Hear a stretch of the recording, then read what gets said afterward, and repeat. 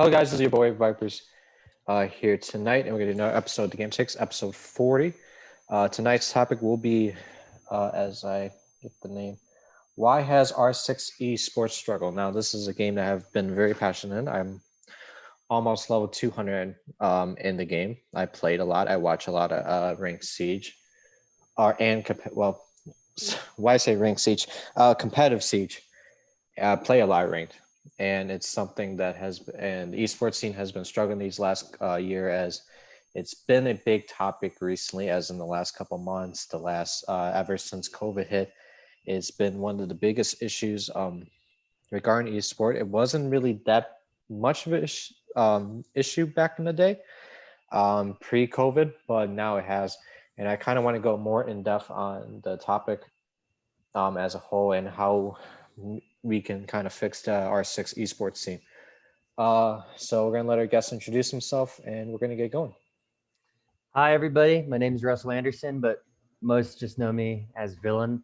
I'm the esports director for Digital Dynasty, and I go to the University of Oregon, class of 2024.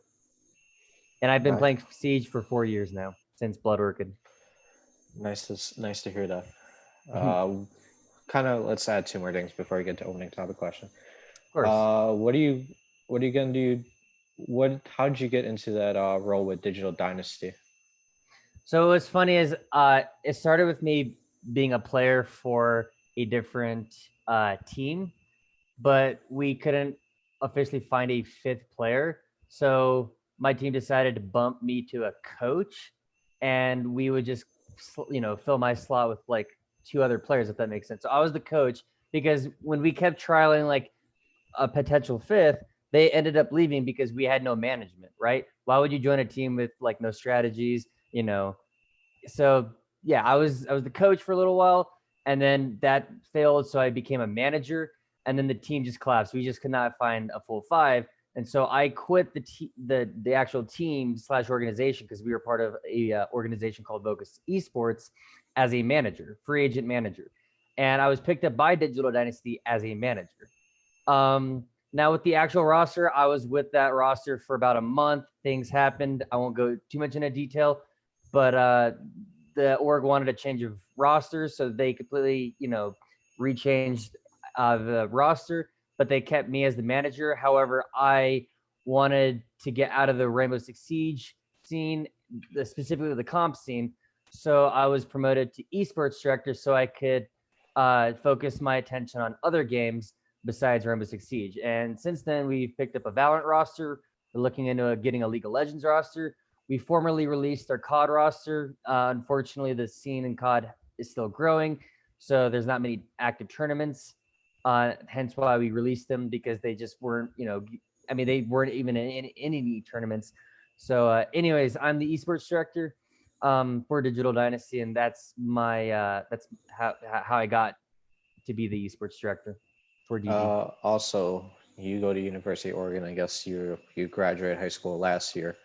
That's the 2020. So what do you kind of do there? I major in political science with a minor in musical composition and arrangement. I aspire to be one of two things. I want to be more on the political side of things, like a political campaigner, political strategist, or if that doesn't work, anything related to music, really. Like I could be a sound engineer, or just like a cover artist. But I'm hoping that my idea with politics falls through, because it's a lot more, it's more financially sustainable. Sustainable. Yeah, that's the word. I was gonna say substantial, but sustainable. Yeah. So that's nice to hear. Hopefully you I take all my classes online to clear the confusion. Yeah. I guess no one's going to university in COVID and all that. Or do you just live far away from University of Oregon, or is it just a COVID thing? It's a COVID thing. I have like a lot of medical reasons, but yeah. So. Oh, okay. Just curious. Yeah. So for opening topic question, I had one written down. It was like a long time ago. But we're gonna kind of switch off since Six Invitational is coming up. It recently, Pengu tweeted, hopefully this won't be an issue, but France had another lockdown where they only allow people who are either they won't allow non-EU people unless it's essential travel. So hopefully, Rainbow Six tournament is essential travel. But besides that, we might as well clue that in there. Who do you think is going to win the tournament? That's an excellent question. I've been asked so many times on stream what my thoughts are or my predictions were on SI 2021. And honestly, it boils down to three teams, and either one of these three teams can lift the hammer. It just depends on which team does their stuff right. And so, in no particular order, I think that the three teams that will take it all is TSM, BDS, and Wildcard Gaming. Wildcard's not in there, unfortunately, with the They're COVID. not No, they got Australia had restrictions. They could they're not competing. No, What? they're not. No, they're not. It Wow. happened I think 2 to 3 days ago. They had Australia had a lockdown. So they wouldn't let people out of the country. And Wildcard's the Australian team. Wow. So Thank we you can for that. I am completely blown away by that news. I had absolutely no idea. So I guess I'll explain my reasoning for TSM and BDS. Um, if you look at both teams and their style of play, no team other than themselves has an answer to their gameplay. They just don't. TSM, they've not only won the USN, nationals tournament against Dark Zero, but they also won the actual major a few months ago against SSG, and it looks like they're unstoppable, and they've been unstoppable. In the SI 2020, they were placed third, and they narrowly lost to SSG. They had a 4-2 lead on the third map in Cafe, and they just have a very dominant, aggressive style of play. But they have a structured aggression. They have like structured aggression, contrary to like a lot of Brazilian teams that just have that aggression, but they don't play structured. Um, and so if I mean, everyone says, oh, it's not Team Solo Mid, it's Team Bolo Mid. I'm not a believer in that idea. I think that every player, I mean, you clearly saw Chala just drop 24 kills on Dark Zero in Clubhouse. Like, I feel like every player is sufficient at carrying weight and hopefully carrying the team reasonably well. So if they just bring their A game and they don't get flustered by other teams on land across regions, like NA has seen in the past with Evil Geniuses and a Dark Zero. If they just keep their cool, keep their mindset, I feel like they can lift that hammer. Now, on the other hand, BDS, their style of play is also similar aggression, but they're also very structured as well. And this team, it does rely a little bit more on one player, which is Shaiko. But if you look at the other players as well, not only do they carry weight, but they just Shaiko would not be Shaiko without his teammates. Let me put it to you that way. Like Rafale, best nomad in EU, arguably. Renshiro's or not Renshiro. Brit is probably also one of the best supportive players on the Fragmite. It's just he has an insane true of supportive players on his side that drone him very well, extremely well. That allows him to get the picks needed. And if they just bring their A game to SI, I feel like they can finally get their revenge story fulfilled. Especially I went with Shaco. the TSM pick too. When I Mhm. did the predictions podcast with Drew Spark, and that was again it's gonna be, and I went with the finals actually being TSM and BDS. With going to map 5, Bolo versus Shaiko. Bolo clutches the 1v1. And the overtime, which goes to unlimited, not the 8-7 one. Not the 15 round limit one. So hopefully those teams come. I'm just curious what the wild card pick. Fortunately, they're not going to be there, but I was curious. Are you just a fan of wild card, or is it what makes them all that? Because it I just seems like wasn't out of the box a little bit.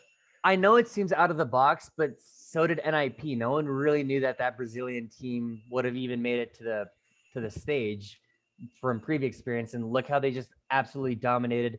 Not only the Brazilian scene, but toppled their way to number 2 in SI. I mean, it's just wild card just I don't know what it is with Australian teams, because I've seen it with the Knights, with Okami. They just have just pent up aggression that they just channel through their entries. They just play so aggressive that they can flood site within the first 20 seconds of the round. And Wildcard was so good at flustering teams. That's why they play. That's why when Navi defeated Dark Zero, that wasn't the real grand finals. It was Navi for season 10, by the way, the season 10 finals. It wasn't Navi against Dark Zero that everyone was talking about.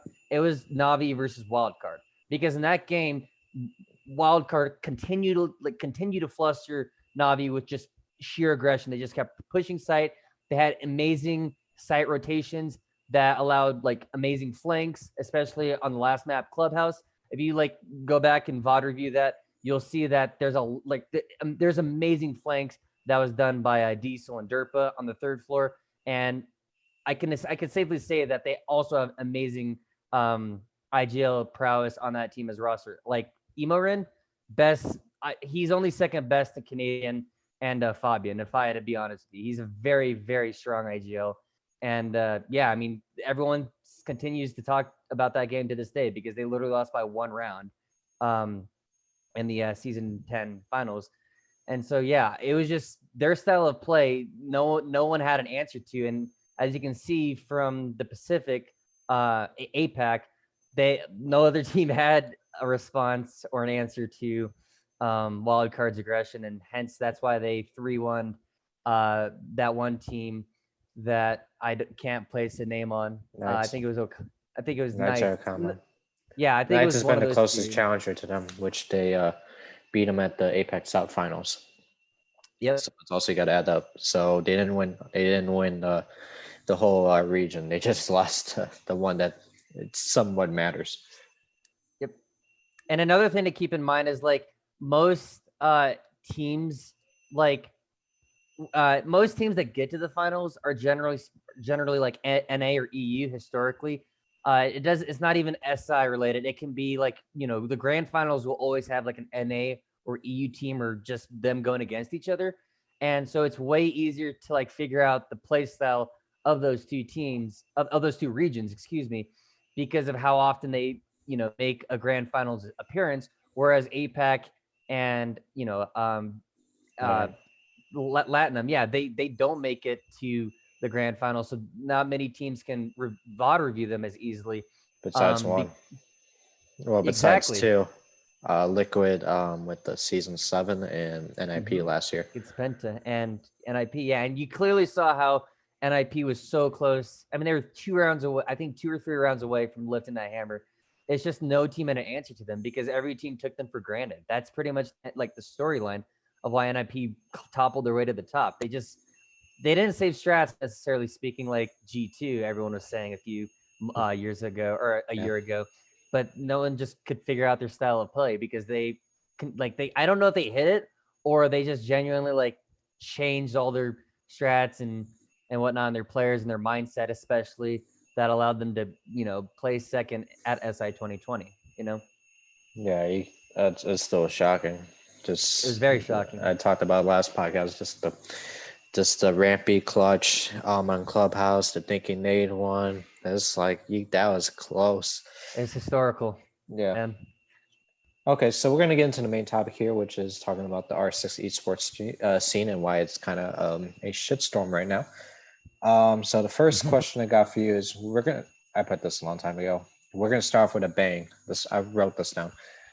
So it seems odd when I wrote that down. But what was your reaction when you saw the initial tweet that EG and LG were not going to be in the NAL when it was announced back in April of 2020? Especially with the LAN League. No, for sure. When Ubisoft basically demanded every team to move to Las Vegas, that was very frustrating, especially in LG's case. For Evil Geniuses, I think a lot of people saw it coming, that they were going to release the roster one way or another, and that they were looking for an outing of the pro scene. The EG roster just wasn't getting results. I think it was season 11 or whatever season. Season 11 was the last one. Yep.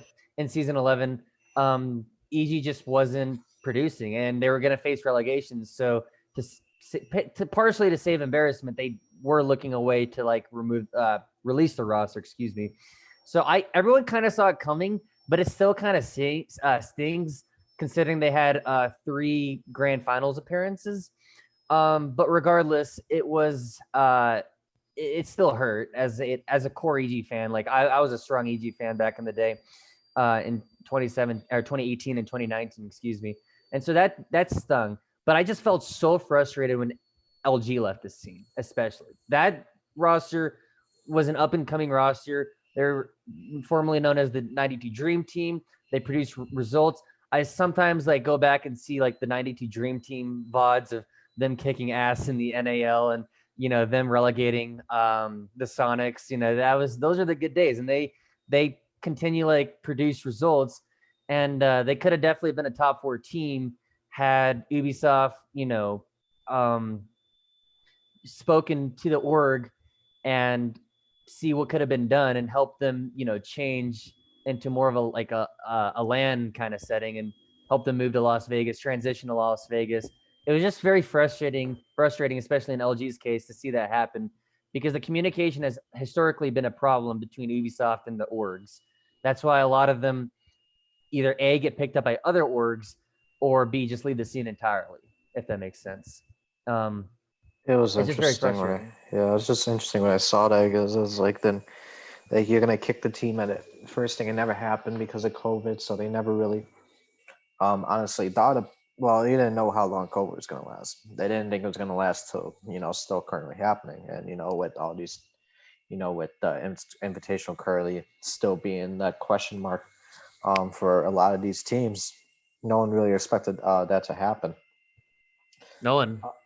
But it didn't make sense because he just kicked a team out without giving a chance for organization. And when it's not like, well, they were not great positions. I think LG was 6, EG was 8. Or wait, I don't know, I might be wrong on that. LG, I think, was number 6. You're right. And LG and EG, excuse me, I think was number 7 or 8. You got to keep in mind that I don't know United. if it was Disrupt or like there was another team that was also like United. down in the United. Yeah, that United. was. I think Temple Storm was. I don't. It was around those 4 teams, which we'll all talk about.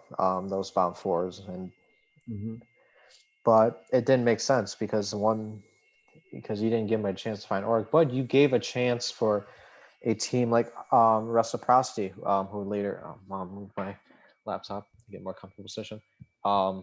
You got a team like Reciprocity who had COVID, who kind of temporarily shut down because of COVID. They made the funds off stocks, which I don't want to get into, especially with GameStop at the moment. But that's how they made their money off the stock market, and that's how they funded the thing. And once stock market went down, that's how Reciprocity shut down. And but they gave them the time to find an org, which Oxygen, but they didn't give the other 2 teams to find an org, which will later get used for the Sonics and Disrupt. So it didn't make sense at the time, and I feel like if you get, even if they're going to leave the scene, if you can move into Vegas, I don't. Well, now you kind of understand it because they did the LAN at the Luxor, at the HyperX Arena in Vegas. So that's probably why. Especially when it's going to be later down the road, but not. I think you should have waited until to kind of decide about this LAN league when the virus didn't exist, and it didn't make again. I don't know what they want to do with their funds. They had other EG didn't make sense. LG one, I don't know. Both of them didn't make sense. LG got accused for not really meeting with their players and all that, so that's probably why they didn't. And they didn't think it was right to fund them, although they did not really treat their players kind of right. Even if, oh my god, if Hyena got in a rant. EG, I think I was not expecting. I don't know. It just didn't make sense because there was no relegations. Because the league was announced, but they were expecting whatever teams were in the league at the moment, they were going to stay. They were going to add 2 more, which was going to be Disrupt and the Sonics. Now it's just who's going to fight for those next spots coming March. Yep, exactly. Now we're going to go into the current moment. What do you now? These are confirmed slash one's kind of rumor a little bit, but what do you think of the leaving slash kicking situation slash whatever crap's happening with E United with E United R6 roster, Tempo Storm R6 roster, and recently Temper releasing all of their players off the contracts. Yeah, that really stings because I was We can also add on Altiora. and Altiara, yeah. Um, all four, orgs releasing their rosters or just leaving the scene entirely, like United. Um, that came as a shock. That didn't come as sheer frustration because me as a fan, I kind of saw EG wanting to lead the scene and to a lesser extent LG.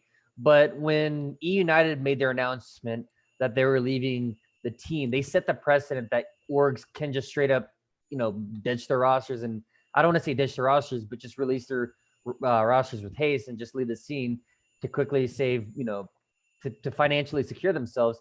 That came as a shock.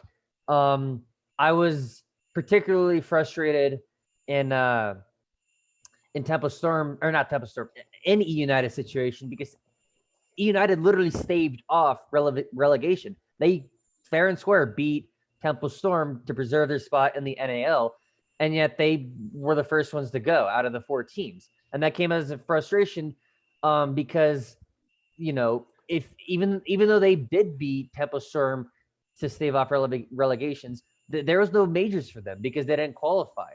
So the Orcs had to continue to pay the players, but the players couldn't produce for them because there was no tournaments to produce. And what frustrates me the most is I feel like, especially with video games that's online, they could make online tournaments and have a pool there so that, orgs didn't have to like constantly feed their players, money and not get anything in return. I feel like Ubisoft could have definitely made at least an attempt to reform, the major scene and help out these like lower end teams. So that came as a shock, especially with Ubisoft's, more or less hiding the statement of E United or not addressing it and seeing other teams go. Like I said, E United was the precedent for the other three teams that are leaving. And if I had to be honest with you, Beast Coast that recently entered the NAL scene, they're not going to make it much longer either. They're going to have to constantly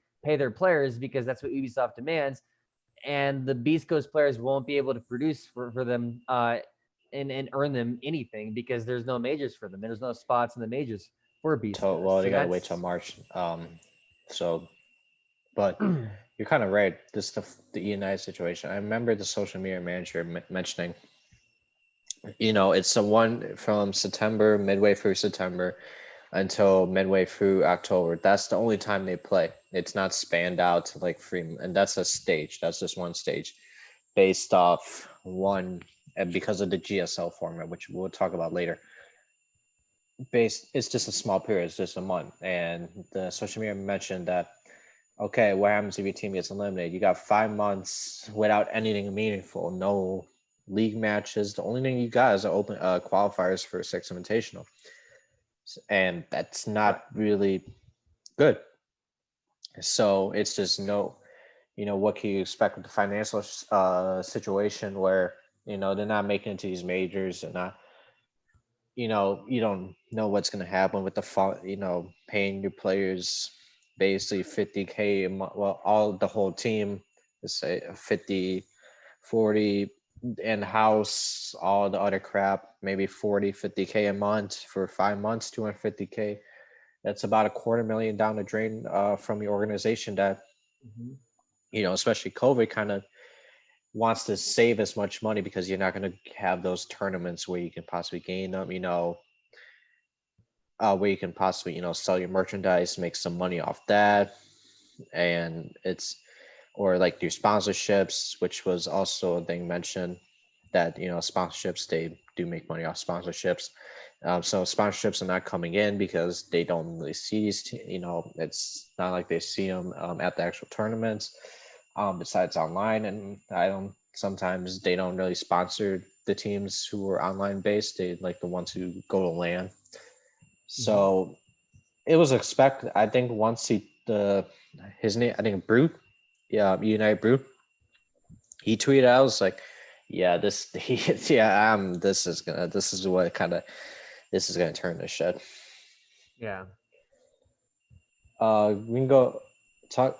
I kind of. You want to continue talking about the question with the Tempo Storm and Tempo situation and Yeah, LTR?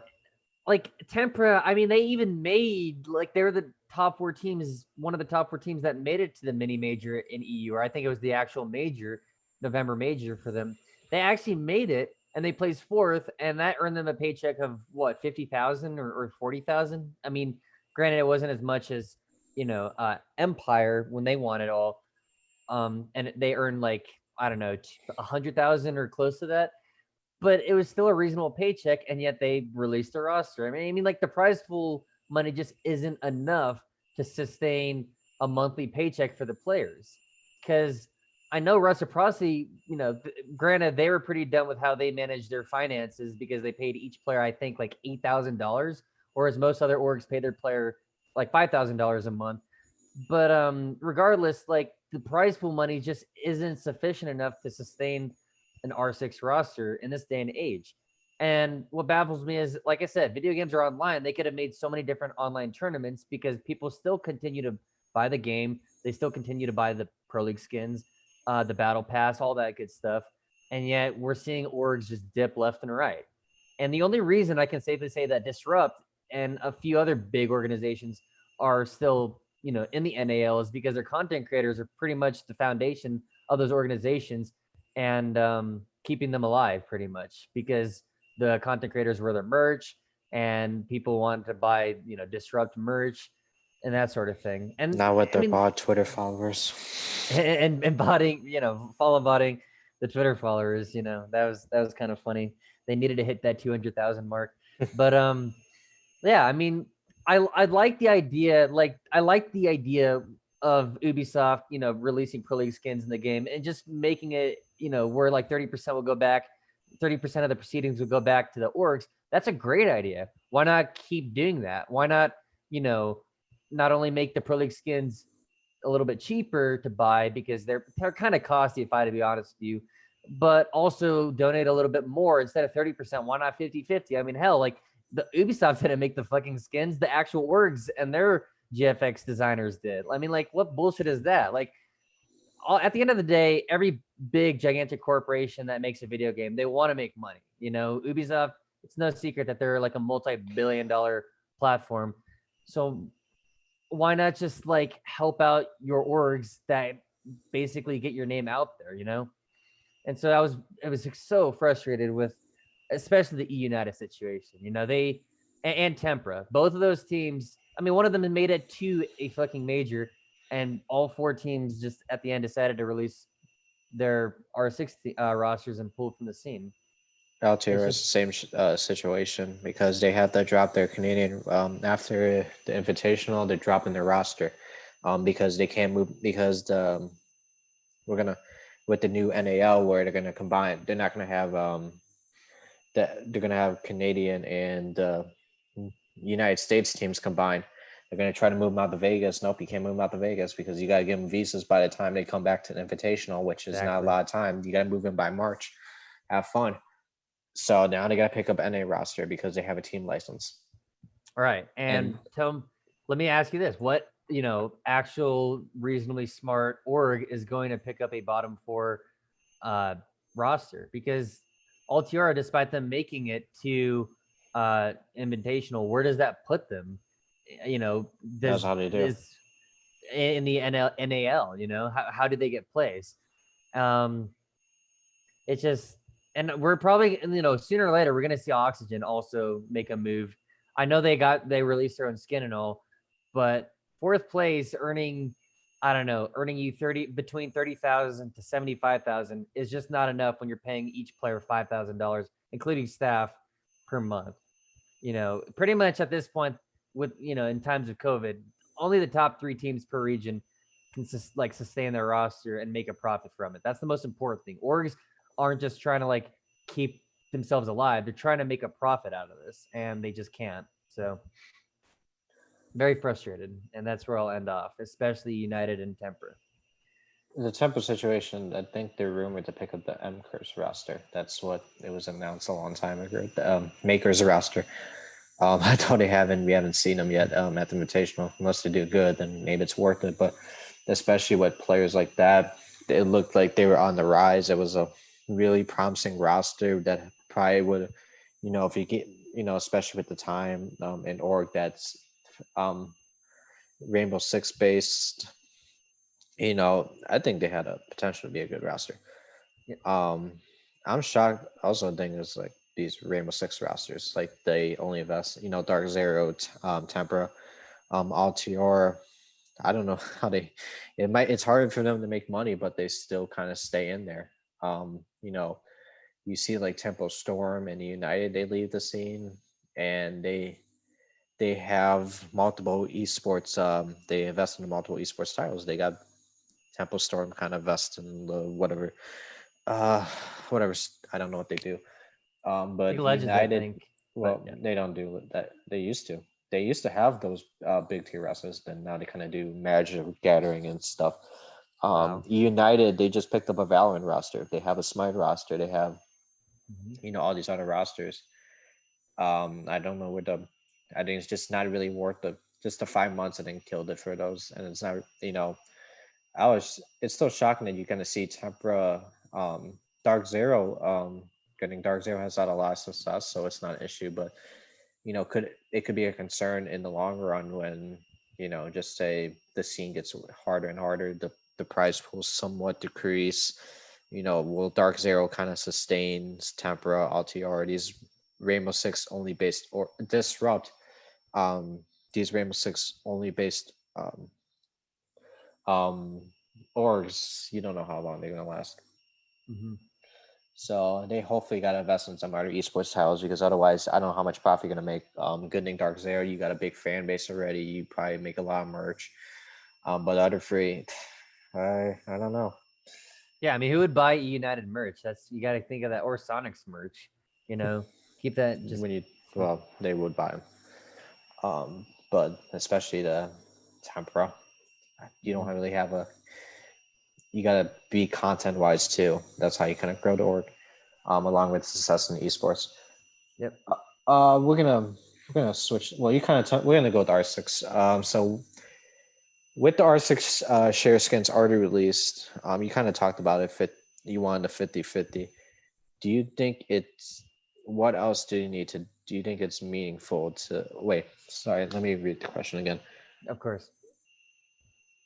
Um, do you think the R6 six skins R6 share skins slash outfits release keep organizations in our Rainbow Six esports, even if they have to wait 5 months for a match? It You kind helps of answered out. this already, but Yeah, you can I know I expand. did. But, in my opinion, it's not the sole factor that like keeps an org alive is like the skins in the game, but it definitely like contributes, right? It definitely helps out a lot.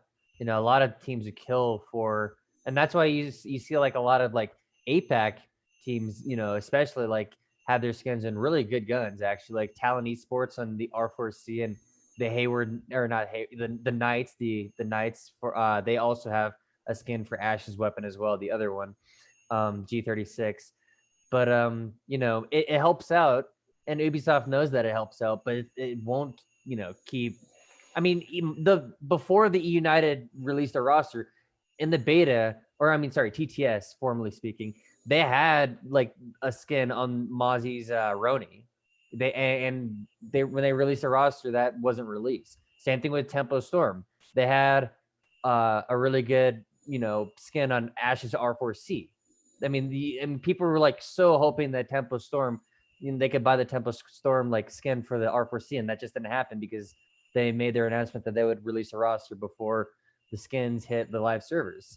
Um, and then, like I mentioned, 30% of the proceedings go back to the org, which is ridiculous considering that all the time and effort was dedicated by the org, and all Ubisoft does is just release it. not necessarily the org itself. The org puts so much time and effort and design work into the skins itself. All Ubi does is just release it, but they keep 70% of it back. How is that actually like a fair deal? Like maybe a 60-40 deal. I'm not that big into like business or whatever, but How much 30%, is I it for mean, a skin? Just uh, say like, it's 249, I think, per skin. oh, that's 30%. That's Ubisoft basically 50 is keeps about about 120. That's about 75 cents. yeah. Some so for the for the outfits, that's probably $20, and that's 30%. That's oh my god, $6 for the tier one teams, and Hmm. then probably the midline will go with 10, $3. Yeah. So those extra $2, extra one, that could be a big help, and especially with them wanting to invest in esports, you might as well just give them as much money as possible. Especially with we're going to mention this many times during the podcast, COVID.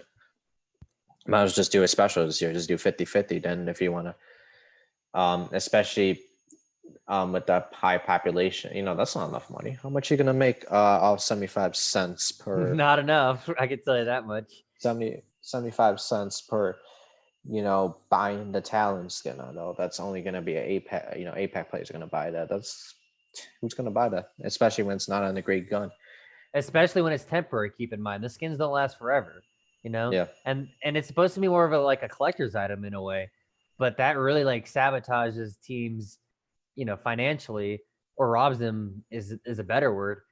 Um, when the skins are only for temporary. I actually don't know how long the skins are like kept for. I don't know if it's till the end of the season or whatnot, but they're not a permanent feature. You can't buy the Evil Genius's dock weapon or the Empire dock, MP5 skin anymore. It's supposed to be like a seasonal kind of thing, and that actually does kind of hurt the org a lot.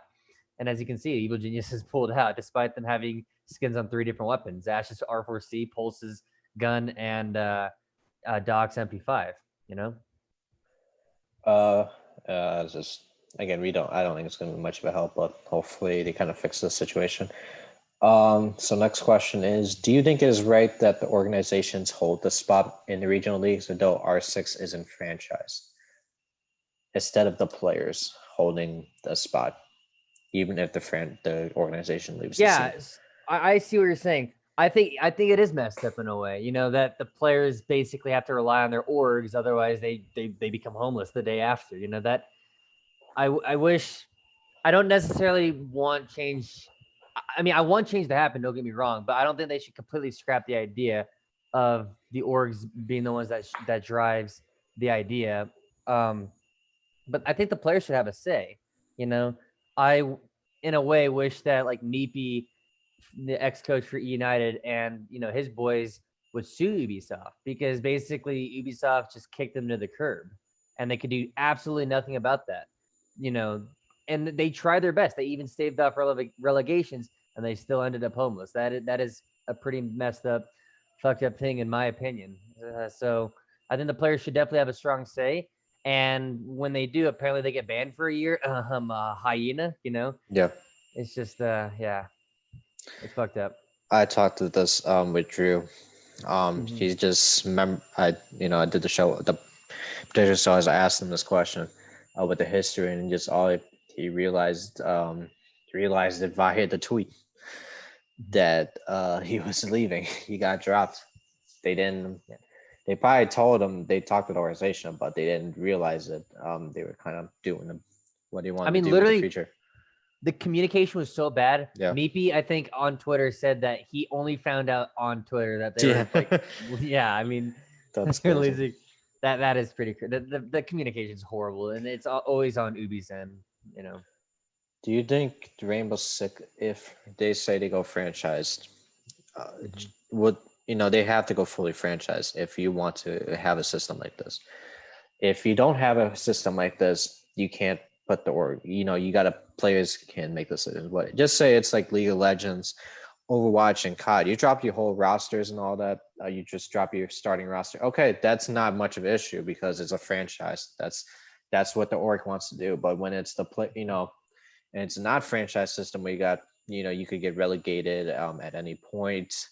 That's a different story. Right. So they need to go fully franchise. But again, where are you gonna? How much is the buy-in gonna be? It's not an esport that gains a lot of views. That's also we're gonna talk about this next. Um, Actually, we'll go to the next question. While we'll go with the next question, and we'll kind of continue with the question I was just talking about, since it kind of About matches up. franchisement. So R6 averages between 5 to 10K per league matches. So whatever, and overall viewer Twitch count of 20K all time. So that's the whole Rainbow Six game. Rainbow Six Siege. Overall viewers watching Twitch at basically any time. What could be the reasons that people don't want to watch R6 on Twitch, unlike other games? And this also adds to the esports side too.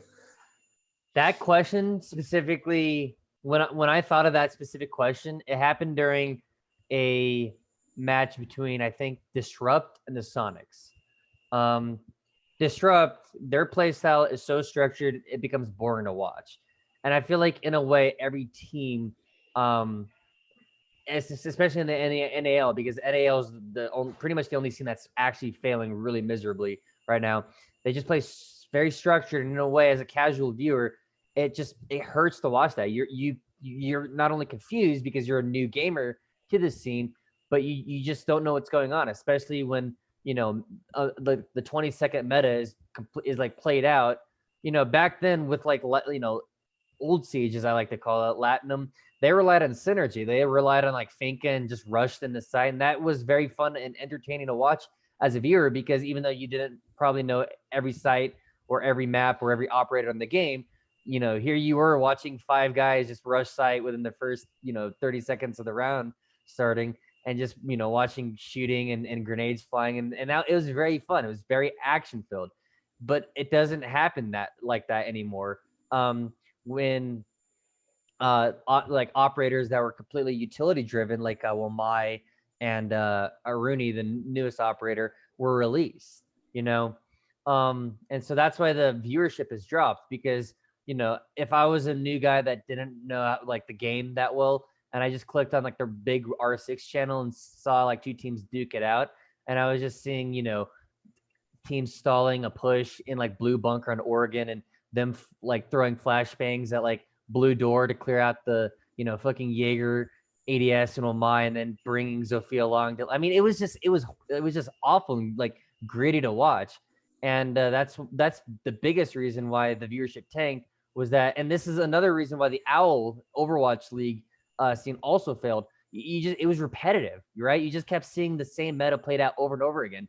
And the Owl League, you just continue to see the fucking same 8 heroes in that game played over and over again, relying on the goats meta. And that's why the Owl scene is failing miserably as well, is because I'm seeing the same 8 fucking heroes played despite there being 50, Same thing with Siege, pretty much. You see the same Still, 8 to 10. the shocking thing is Overwatch averages about 3 to 4 times more viewers than Siege. Yeah, I mean, like back So then. that's why you need to go to franchising. Let me add that onto this. That's why you need a franchise, because franchise leagues have had success with viewers, because it creates a stability. Yeah. And that's why the franchise leagues have had success, and that's why you need a franchise. Although it might not be, I know the one problem I have with franchise, going back, we can continue with the question, but that just who's gonna pay for, like, how expensive is the Rainbow Six franchising gonna be? That's the one question, because you're not gonna have Dark Zero ain't gonna put 10 million bucks just to stay in the league, and that's been a successful team. That's been a really popular org. They don't have 10 million bucks. They don't have the funds. And it's different if it's a G2 Navi story, where G2 Navi, FaZe, NIP. I don't think FaZe even gonna stay in the league if they want to. They want to pay. It's too much. But that's Pay to play, but you need. But that's how you can keep That's how you can keep the esport running. Maybe a franchise works, and you're kind of right in the meta. It's just 2 minutes and 40 seconds of nothing, and then 20 seconds is just confusion, because you're looking at a overhead, like just looking at a player die, gets smoked, and then 5 seconds later, round's over. Yeah. Continuing what you were saying. Sorry if I disrupted you there, but No, it's okay. Of course. Did you want me to? Yeah, continue. Yeah, continue. Yeah.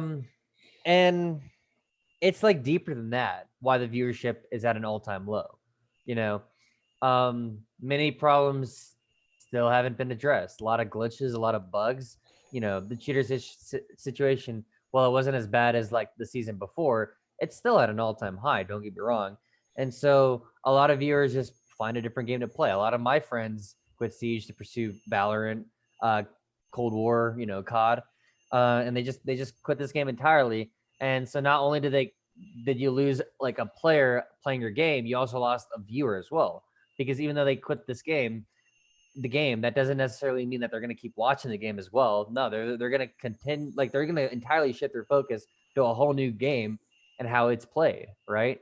So Ubisoft has one of the worst communication problems with not only the orgs and the pro league players, but their community. Most importantly, you know, you cannot have a pro league without a community, and so maybe start fixing your fucking community before you start fixing. And don't get me wrong, you know, there's like a crisis going on with the pro league system that needs to be addressed. But in terms of the viewership question, you know, you need to fix your community, and um, and yeah, that's pretty much my thoughts on that, or my finishing thoughts on that I question. think the drops can you never can say this, but with Mm-hmm. drops, like you barely do drops. Other games they do drops. Call of Duty, Overwatch. I don't know if League of Legends, Call of Duty they release they drop stickers, calling cards, whatever stuff, in-game items that you can use, just for watching the games, and that's a big help. Man, it kind of gets more viewers intrigued, even if they're just gonna collect the item and just leave, even if they don't really. But again, if probably you watch the game, you start getting more into it, and you get a reward out of it. Mm-hmm. But our Rainbow Six, do you only have it through invitationals or majors, and they're not really Right. great. You don't get an alpha packs will be nice, but they never really came out with it. Like you get an alpha pack for watching maybe just say one alpha pack for watching 2 hours of a pro league match, pro Mm-hmm. league day. They should do something like that, but they haven't thought about it, Nope. and I don't think it's going to happen. But that could also be a thing. That's how you know you got to reward your people for kind of keep making the scene grow, and that this hasn't happened with what Ubisoft is. And I gotta be honest, Ubisoft is not a game. I'm going to mention this. Ubisoft is not a game that is esports based. This is also I thought about this when I was about like 30 minutes ago. It's also the same thing with EA. Those are not esports games, and Ubisoft hasn't released a lot of multiplayer games that have esports. I might be wrong. I didn't No, do any you're research. most certainly right. You Yeah, know, there's no Assassin's Creed fucking esports scene. That's for or certain. like multiplayer games. These are a lot of story based games. Yeah. So they have to maybe if they release more multiplayer games in the future, like as the company same thing. Well, EA they just have esports problems. They don't. I know it's hard to explain the situation. They just suck at with some esports, but Ubisoft releases more like multiplayer games. That could be a probably help to kind of design the esports or games that could work for esports. That will be a big help to solving maybe improve the esports scene if you invest in more because if this is the only game, it's kind of hard because you don't have as they're hiring people to help out with it, but it's hard when you got Activision who has two franchise leagues, Riot Games who has had Valorant, which blown up, also League of Legends, two successful esports games, Valve, even with the communication issues and all the other problems with esports, they have produced successful games with Dota 2 and CS:GO. You just gonna need. I don't know. That's the way you got to fix it. Yeah. Epic Games. No, I'm probably gonna go with Epic Games there because they have issues too. But they again they had a $30 million tournament 2 years ago with Fortnite, and I don't think Ubisoft has even got close to that pool amount. Even with Right. being a 4-year-old game. Oh wait, 4-year-old, 4 to 5-year-old esport game. So interesting. Yeah. In regard to the previous question, does the lack of esports personalities in Rainbow Six or hurt the overall potential the esport has? Could you maybe explain that? more in detail. Esports players who like this who gain the viewership, who helped it because they also stream at the same time. Oh, so you're saying when they're streaming at the same time as these majors and whatnot? No, that's not what I mean. Not the same time, but as long as even when you compete in the esports side, but you also stream too on the side, and you Mm-hmm. stream, whatever. Oh, That makes sense. so when they're streaming different games, you think that hurts No, them? not different games. Like they stream Rainbow Six, but they're esports players. Like Plays esports different games. personalities that stream Rainbow Six. That's not Mm-hmm. competitive. Well, yeah, whatever. If that makes any sense.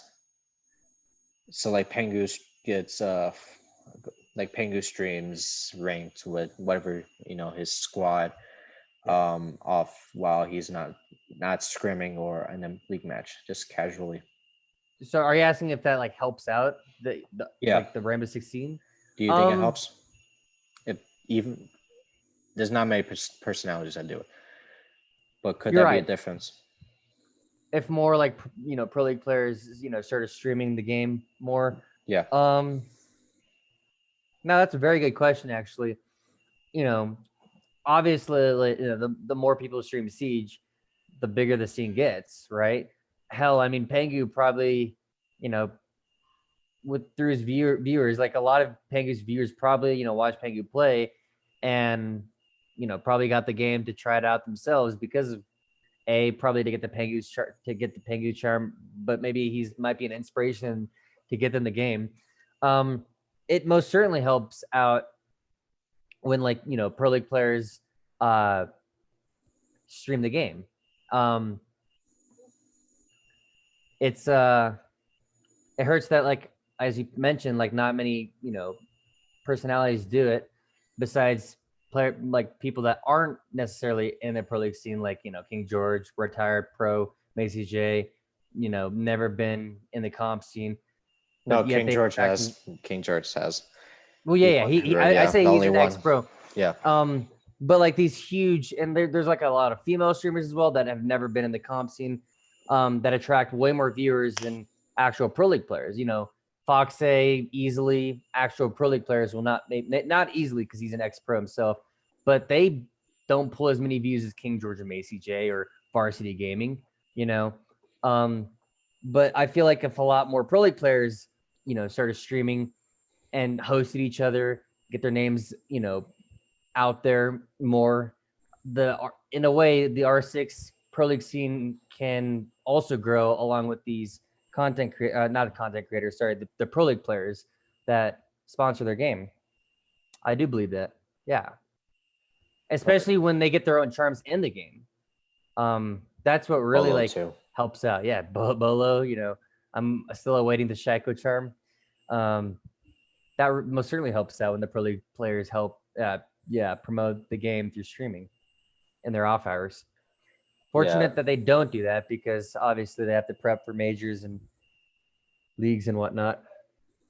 It's I don't know. It's just I think it kind of hurts a little bit because that's been not really that much. I didn't think it does.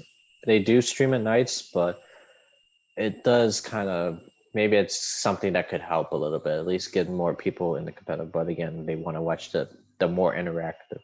While they are Penguins interactive, Bolo they do interact streams. The Bazillion comp Mm-hmm. players they do interact streams, but they like the ones where it's a little bit more fun type.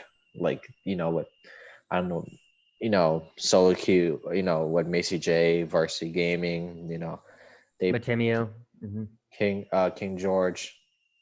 To provide like a fun type to ranked and competitive scene. Yeah. Unlike the Pengu, well maybe Bolo and Pengu do provide the fun, but it's just they do FPL matches and also the streamers, the esports personalities in Rainbow Six also do FPL matches, which is like a competitive league, except it's Mm-hmm. smaller, except it's only limited to pro players and it's just kind of mixed up teams. So it's somewhat serious, but not seriously serious. Yeah. So when they watch those guys, it's like, oh my god, it's the same thing. It's nothing creative. They're just trying to win so they get some other stuff, and it relates back to what they watch in the league matches. So that's probably why. Um, but it kind of hurts. They can't really have the fun because they worry about the cheaters every day too. That's also something you have to consider. Um, Next question. Back to ESL days. Did you favor or dislike the switch from GSL to round robin format? And well, this was back in season 7 to season 8. So GSL, they do it with the NAL league right now. Um, and they switched it to round robin. And did you like that form? Like, would you rather have GSL or round robin? What, so round robin as Each team versus each other once, or twice. right. I So mean, like it's not, you know, even the actual pro league organizations, Oxygen, SSG, Dark Zero, and TSM, they've like complained in the past that they keep seeing each other over and over again. I would love to see a round robin format to see like lower teams test themselves and more importantly prove themselves against higher end teams.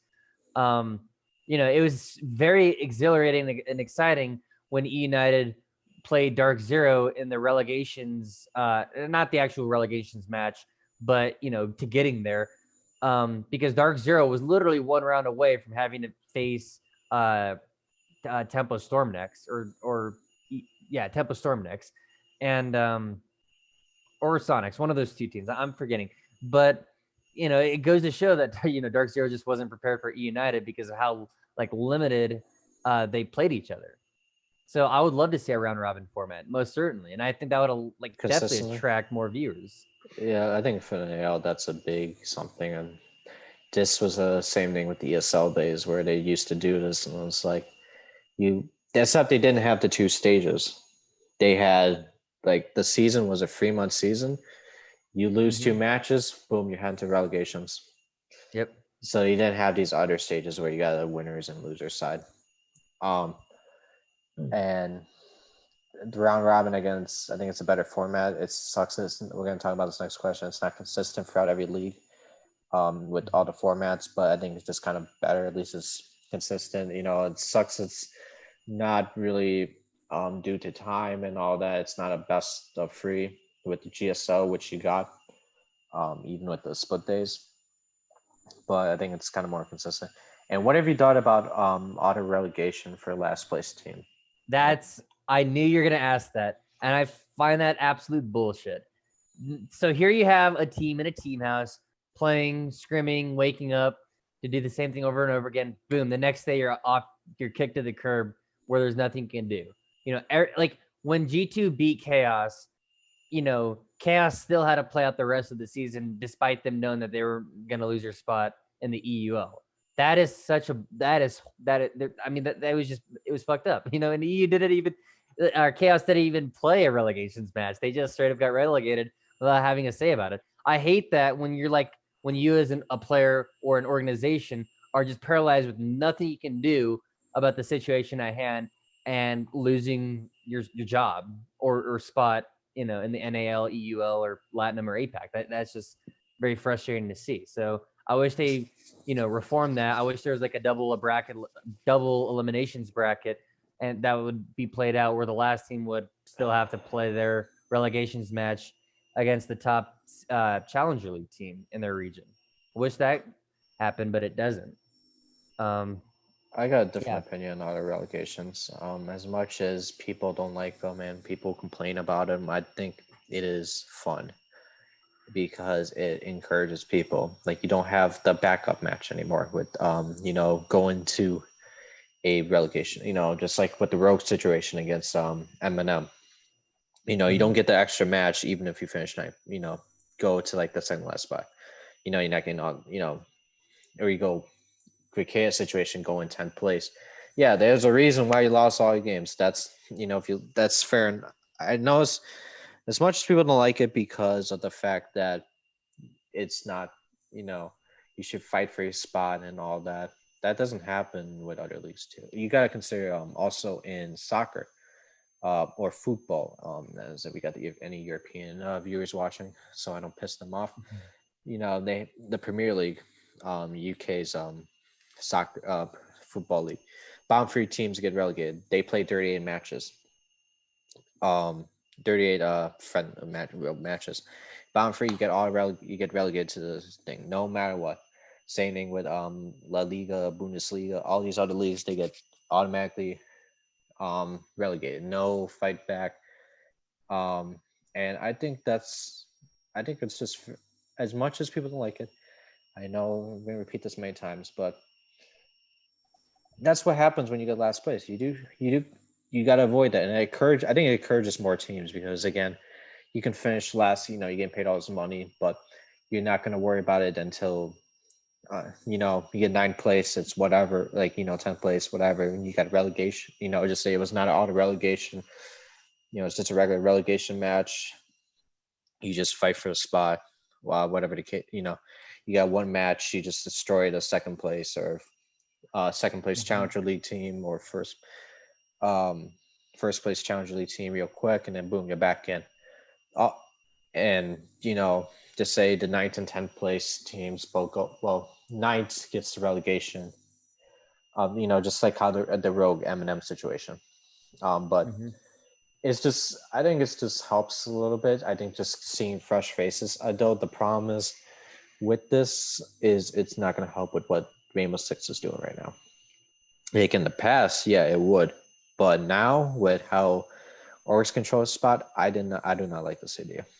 Um, unless you have those auto relegation matches, Chaos stays in the league, but you just pick up what you just figure out the contracts and whatever with Karana Gaming or with just say Eminem or Kawana Gaming is still going to be the new team and just transfer them to the roster.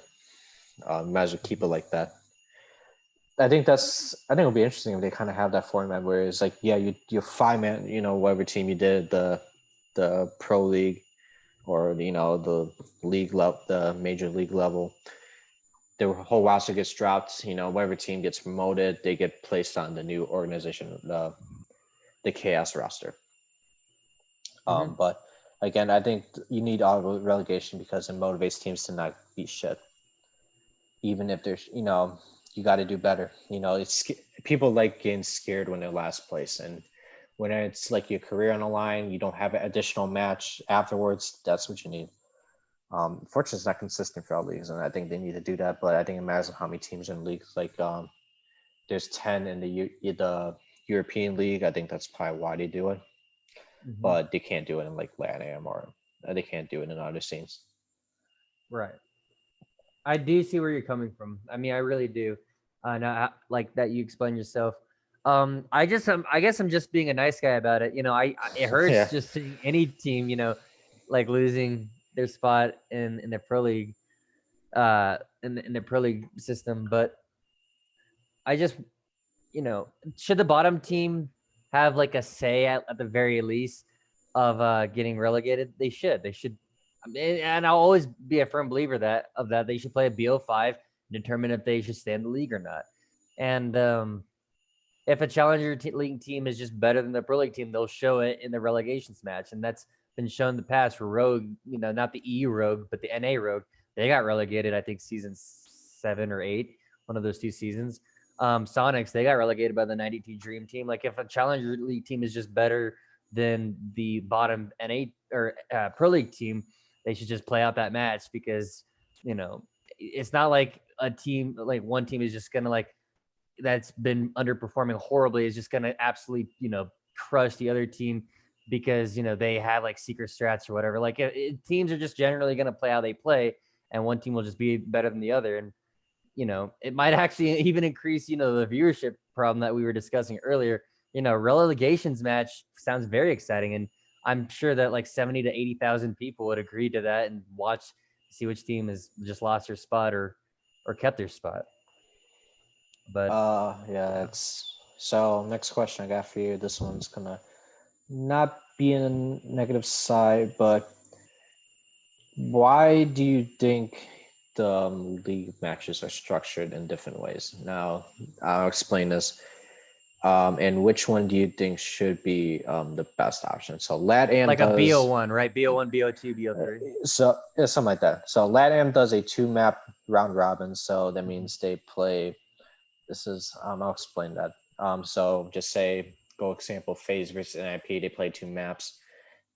They say they both figure out the point system. When you win both maps, you get 2 points. You lose both maps, you get um, go to 3, 2, 1, 0, whatever. I don't know what the format is. EL does a 1 map round robin, no overtimes. Same thing with LATAM, they don't do overtimes. NAL is the GSL best of 3, and APAC is the Swiss method. Why do you think they made? Why do you think they all these? Why did they make different structures for each of the leagues? And do you think it hurts a little bit? I think I know why EU did it. And EU has the biggest esports scene. That's just no. I mean, there's 10 teams, and they also Actually, historic. APAC North has 12. Well, it's a second. APAC North has 12 teams. That's we're not going to count the APAC Southside. Oh, Yeah. oh, you're right. Because you're combining like the smaller regions in a region. Well, okay. I need to rephrase myself. EU. I can understand where EU is coming from. I don't understand where the other leagues are coming from. A BO1 sounds fantastic. You as a viewer, you can just watch a 45-minute or 50-minute, however long but it'll cap at an hour. Just a simple match. It's to the point, and you just won't have to like quote unquote waste time, and you can watch other people play soon after. It's just casually just watching a game and getting your life going right after that. It's and especially when like there's 10 teams in the EU like competing, you need to like kind of trim it down in terms of time so that other teams can also have like the same amount of play time. So a BO1 format sounds fantastic, and that's why I believe back then EU, you could watch 3 different matches in the day, whereas NA it's only 2 matches, right, between 4 different pro league teams. But I like the BO1 format. I don't really have much thoughts about the Swiss method of like APAC, but Latinum and NA, a BO3 with overtime, it is kind of grueling. Well, LATAM doesn't do overtime. It's just a 2 map round robin. Sorry. I meant to say NA has the overtime. Yeah. Latinum doesn't, but still a BO3. That's like 2 to 3 hours, depending on how long that goes. It's just, do you have that much time as a viewer? I mean, what are you doing with your life? Most of the time I actually just watch Siege GG and watch, the 10-minute highlight reel, just, catch up. And at the end, it'll just say which team won, at the end of the video. And I don't want to waste that much time as a viewer. And I'm sure nobody else does unless it's a huge major or whatever, just not a simple pro league match. I'm That's just my actually thoughts on it. yeah. I think the LATAM. I think if you're gonna go with a future method, I got to go with the LATAM method. 2 map round robin. They played the teams once, so this same thing with the EOL. They just kind of played the same team. The GS APAC, it's just too confusing a little bit. It's kind of hard to keep up. It works good in like a big tournament setting, but when it's like a league structure, it's really confusing. Like just like you do like or it's got to work with like a perfect number, like 16 or 32 or 8, Yeah. like something you can divide by 4, or like 4 kind of 2 multiply by 2 smoothly, or divide by 4 smoothly, or 2 smooth, whatever the number I'm coming up with. The GSL, it's just, again, you mentioned it many times, it's just repetitive. You see in Oxygen and TSM versus each other again because that's how they grouped up. DZ and SHG, the bottom 4 teams, especially with kind of how unbalanced it was. Like no other, maybe a Sonics would have had a chance to kind of go into the upper bracket, the upper stage side, but that never happened. The APAC, you don't. Going back to APAC, you don't really play a lot of matches. I think you play about 6 or 7, and that's your whole stage. NAL, that's, let's see, just a E&I situation. You get 4. Well, you get 2-0'd once. You get 2-0'd again. That's 4 matches. Wait, I am not thinking this right.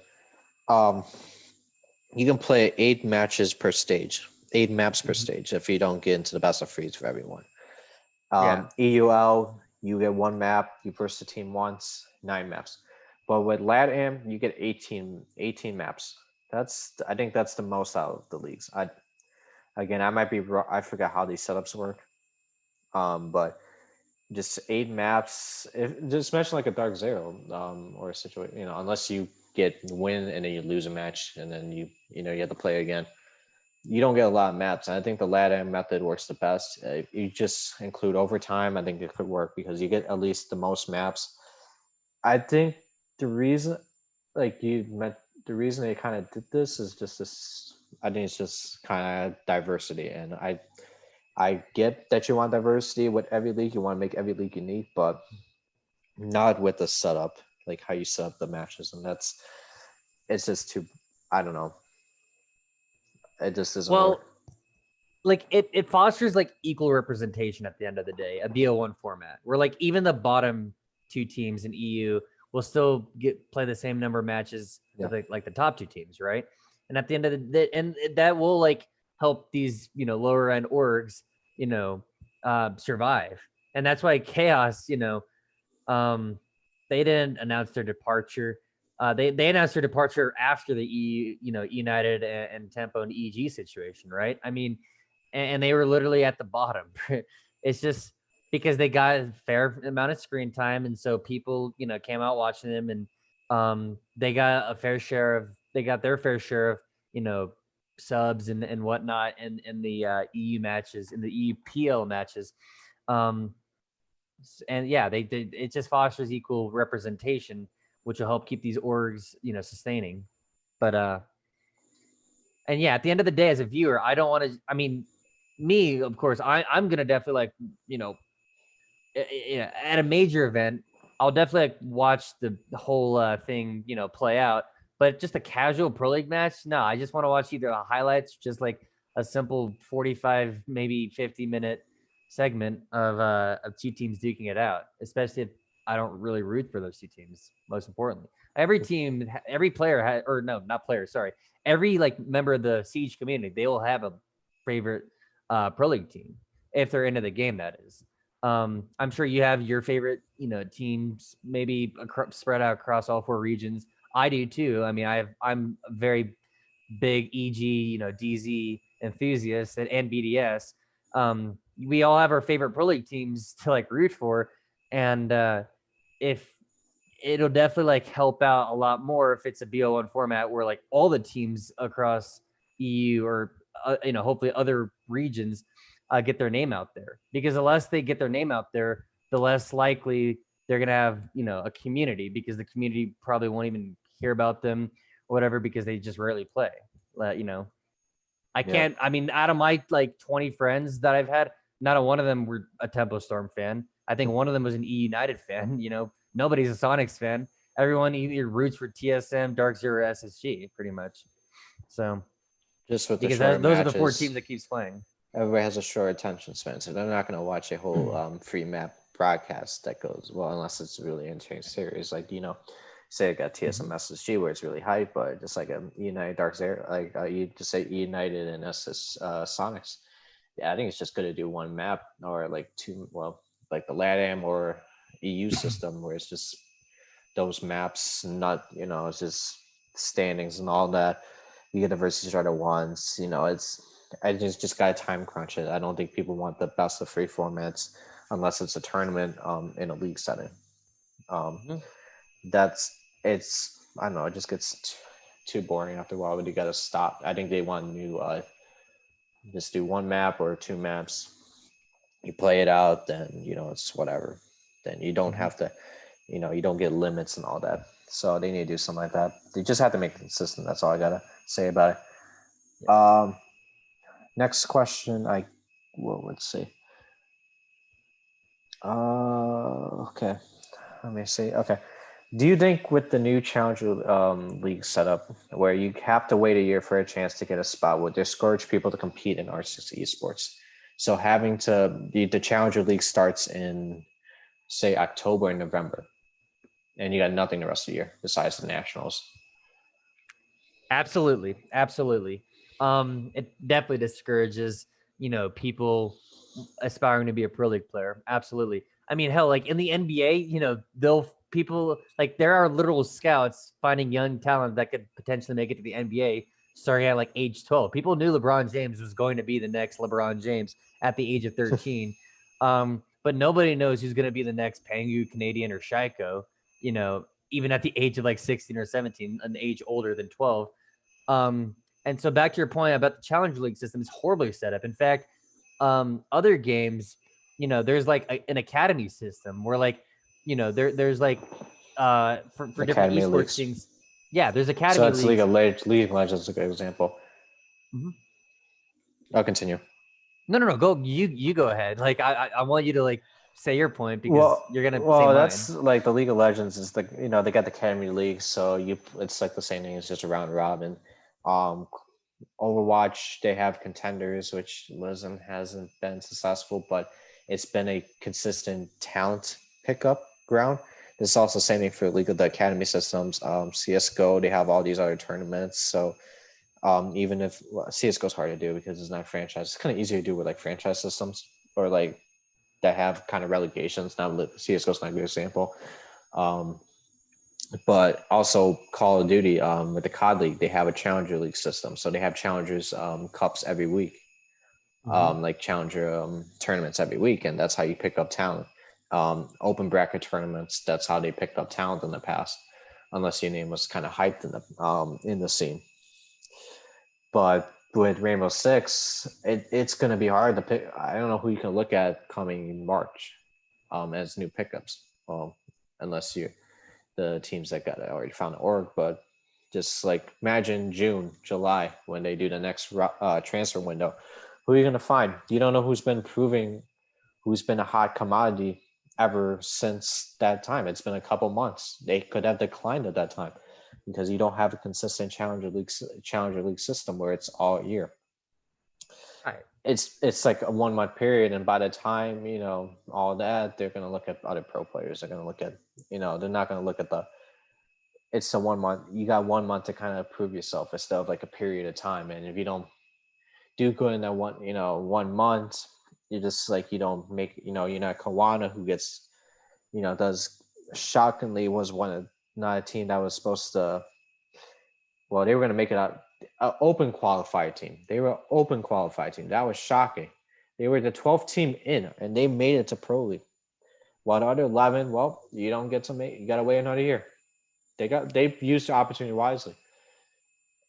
But like, what's the rest of the town's going to do? What's the 11? What happens to just some guy on like, I just say Gamma or when Heretics was in the scene, like some amazing talents in the challenge, with Challengers League and EUL and NA, all these other scenes that won't get an opportunity because there's first thing not well, there's VOD on them, but not too much because they Mm-hmm. played five, maybe a minimum of 5 matches, 5 to 6, 7 matches. That's not a lot of VOD to base on. That's only a 1 month period. Yep. So at the end of the day, it comes down to insurance, and I don't mean your car insurance where like you Yeah. basically almost get killed, and not that kind of insurance. Insurance isn't like financial security insurance, right? What's the point of big named organizations like 100 Thieves, let's say, making their way into esports in the R6 esports when they aren't going to see immediate success if they pick up a lower tier roster, like the Temple roster, like the United roster. That's not a top 4 team. What's the point in them going in? And so it's the same thing with Challenger League. There's absolutely no insurance with, the Challenger League system and how it's run. That's why there is a 3/5 rule existing in, at least in the NA challenge, because I don't know how EU Challenger League does it, but that's why there's a 3/5 rule where by the end of the season, if 3 players or more leave your Challenger League roster, you lose your spot in the Challenger League system because not Ubisoft, but like the comp scene in Siege, they're very understanding of the fact that like any team or player can just straight up leave any moment they want, and so they ensure that with the 3/5 rule to keep themselves in the Challenger League system. And 8 teams, and only one of them has the potentiality of making their way into the Pro League system. And not even, as the like, number 8 team in like the NAL, they're not going to see like any like lands or whatever because they're the number 8 team. Like it's just like that's horrible insurance. If I was a player trying to make my name big in the R6 Pro League scene, right? Because even if you do make Pro League as a player or as a team, you're still going to be like the 8th team in the NAL, still at risk of getting relegated yourself.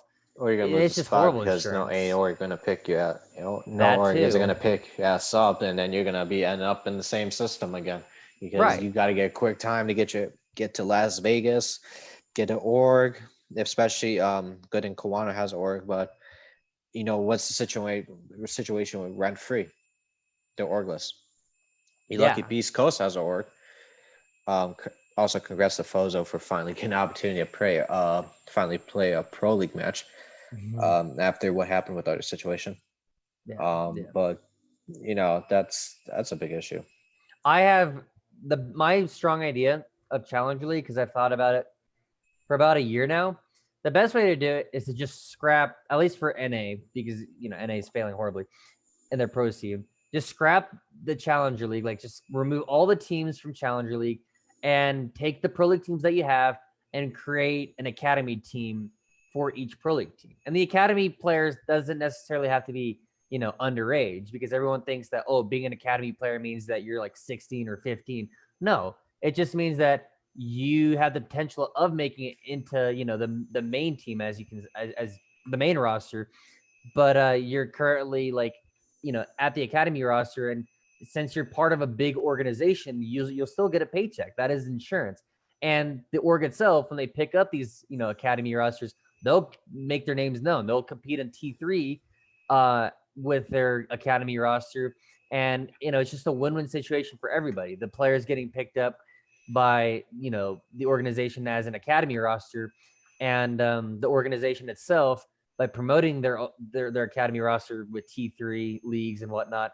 It's just I just see it as an absolute dub if like the 8 NAL teams would just pick up a secondary roster and completely scrap We the just set idea. up a academy league. Yeah, yeah. I mean, set up like an academy league that competes in T3. I think most of the T3 leagues like SCS and SCL, they're very well run. But like as a casual viewer, I don't know like many of the T3 orgs except maybe like Pride and I don't know, Team 99 and D2 D like Down to Earth. But I don't know like every other T3. But I'm sure everybody would know like Disrupt Academy, competing at SCS, right? And that'll also help the T3 scene grow as well. Is if like Pro League Academy rosters, compete in these T3 driven leagues. So it's an absolute dub for everybody, in my opinion, if they do that. It could work. You're gonna well, I think the academy league could work. Especially as long as he can replace your academy players. But one thing you're gonna need with that is kind of how you're gonna make the academy league. The one thing it's kind of really odd how you make a name of yourself in there. Unless you're really like, how can you make a name on the tier 3 scene the academy, once you have academy roster, you don't have anything else. Like, we're gonna create like a separate, like, how could you grow as an open player? That's one you have to Mm-hmm. consider, but I think that's a reasonable method. The Call of Duty method could work too, where you have amateur players and just have I think the easier method, because you don't have to spend money and all that, kind of getting academy leagues, though you probably want to have more security, at least getting paid if with the academy teams. That's one positive you can also include with having them. But having a weekly tournaments, like, just say your 5-man squad, you know, just say weekly tournaments, you get paid like points, seeding is like pro points or like tournament points. You go first place, you have a player in your team gets $2, you mix them up, you get the first seed in the next tournament, or whatever the whole season is, from maybe January to, let's say, March to November. And then the top, this is interesting. Actually, I like the system. March through November, you do league matches. They're just like weekly tournaments. You get the pro points, whatever they want to call it. And then, or actually, October, we probably want to get extra month in there. And then October, November, you get the top 8 teams. they do best of threes, GSL format. Hmm. One through number one seed, number eight, where the top open qualifier teams they verse each other when do GSL format until you got the top two teams, like whoever comes out of winners, whoever does good in the winner's side and whoever comes out on the loser's side. Um, they verse each other. They kind of what they did with the Kawana and Eminem situation. The winner gets auto like with the auto relegation too, unless you want to do a different system where you can do 10 versus 1 and 9 versus 2. That's challenges. Hmm. Get that. You just or you do the auto relegation where the winner gets automatically promoted and the second team gets to verse number 9. And you do a system like that. At least it's similar to what we had with the other leagues, except it's more spread out and every week matters. Well, Hmm. every game matters all the way, but at least you can see the amateur talent. You can pick up amateur talent, whoever looks impressive during those weekly tournaments. There's if especially if they stream you have all these community streamers. They stream whatever these am- tournament amateur tournament matches. That's got a lot of potential, Yeah. and it helps to challenge the scene. So at least you can see these challenger players, even if they at the levels they win these weekly tournaments, they got all these points. Yeah, but like you and I are both in agreement that like the Challenger Yeah, League system, how it's set up, is pretty bad, yeah, right? it's just I don't like the 1-1. Yeah, especially. Uh, Next question. Well, we're not going to talk. We're going to skip a question that I have for a second to last. I never thought this was an issue, but the 20 seconds and utility meta ruined the overall meaning of how Rainbow Six should be played. Um, do you think that's the like what caused do you think that meta has how has the meta changed to the well I'm trying to say here. I'm The sorry, I'm like having the change of issues. viewership, like Yeah. how it's sunk. Yeah, I forgot to wrote. I didn't rate half the question. I forgot to rate the second part of the question. No, it's all good, dude. Like I definitely understand where you're coming from. Oh, And sorry. yes, Let me repeat it. I never thought this was issue, but has the 22nd and utility meta ruined the overall meaning how Rainbow Six should be played? I'm sorry. I thought there was like a second. I thought I still had a. I forgot to rate half the other half of the question. Or continue. Ubi like the game when it was released, it really emphasized the tactical part of being a tactical shooter, if that makes sense. It didn't want to be a straight driven FPS shooter like CS. Um, but it also didn't want to be wacky with abilities like Overwatch as well.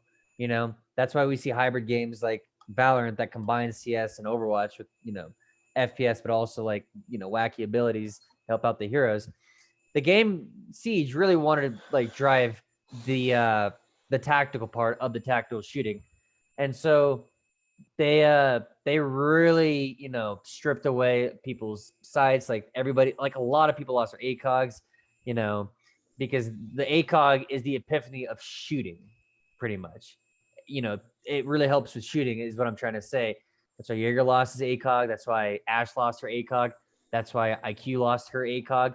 I mean, so many operators lost their ACOGs, and nowadays like only 4 or 5 operators have ACOGs, whereas back then, even though there was less operators back then, every operator had an ACOG. Like the smoke had an ACOG on his SMG. Point is, when the ACOG was removed, that was Ubisoft's first step forward into becoming a tactical shooter.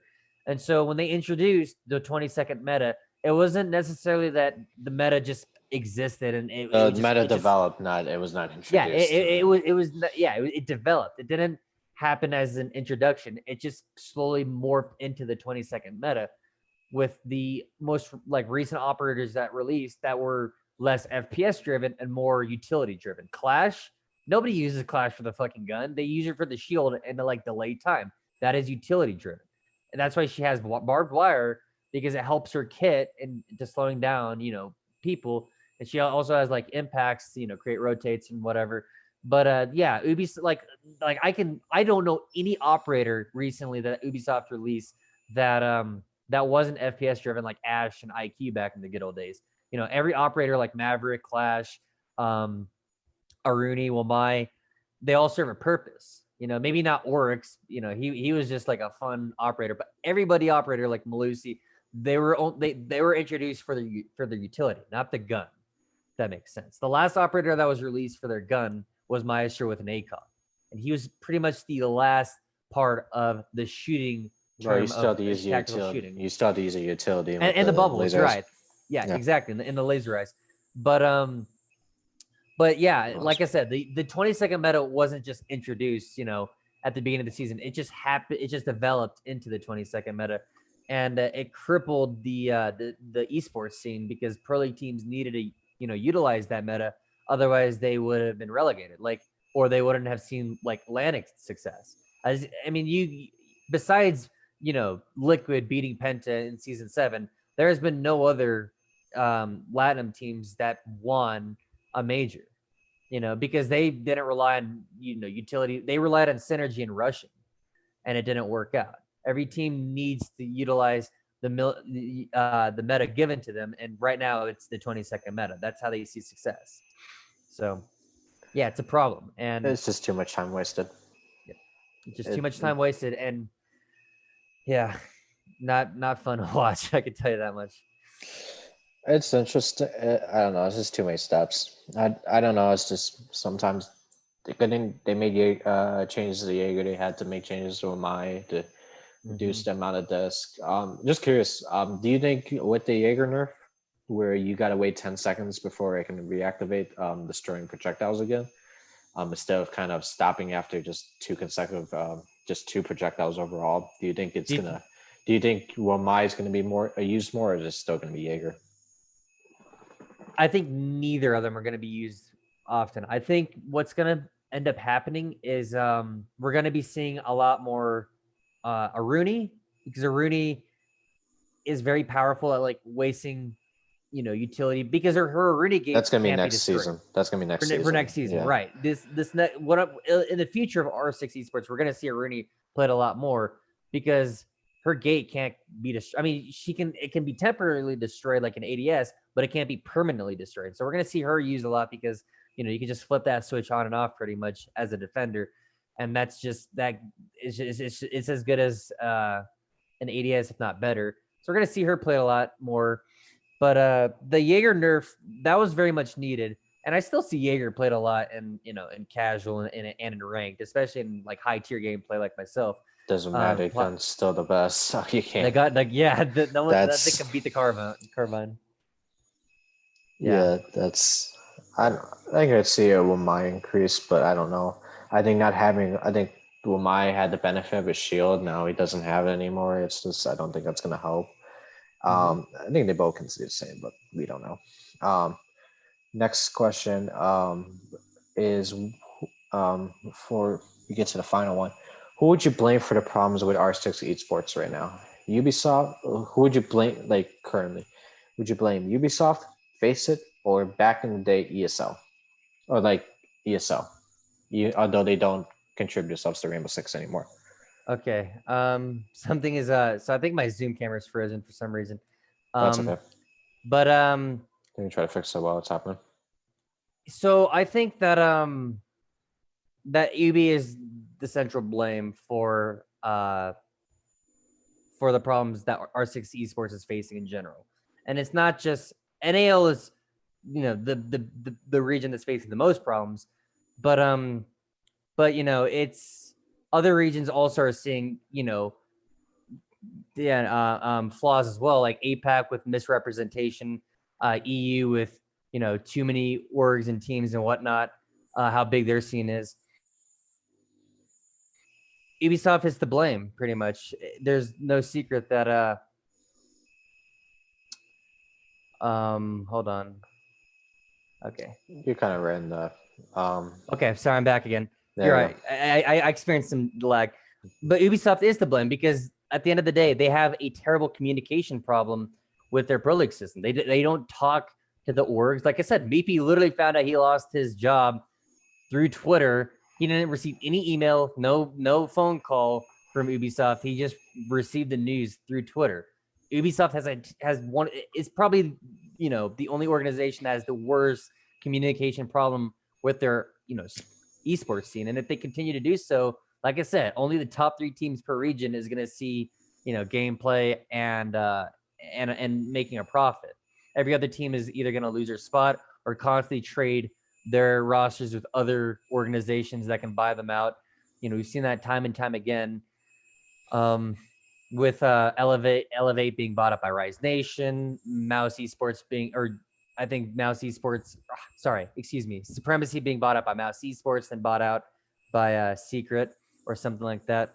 But the reason why that happens is like Ubisoft doesn't give a fuck about the worst teams in their esports scenes and pretty much just promotes the top 20% of their esports scene. Like, I can't tell you how many ads I get for TSM to buy their merch that's sponsored by Ubisoft. It's just it just is what it is, and there's just a terrible communication problem with Ubisoft. Do I hope? I mean, I'm hopeful of seeing a silver lining in all this. Maybe it's a wake up call for Ubisoft, realizing that their esports scene is dying, getting told by their community. I keep seeing so many Twitter posts about people just bashing on Ubisoft of how terrible they treat their pro scene like trash, but also allows the casual community to suffer at the hands of glitches, bugs, and cheaters. Right? Ubisoft just doesn't give a fuck. They just want to make a quick buck, and then by the end of like this decade or the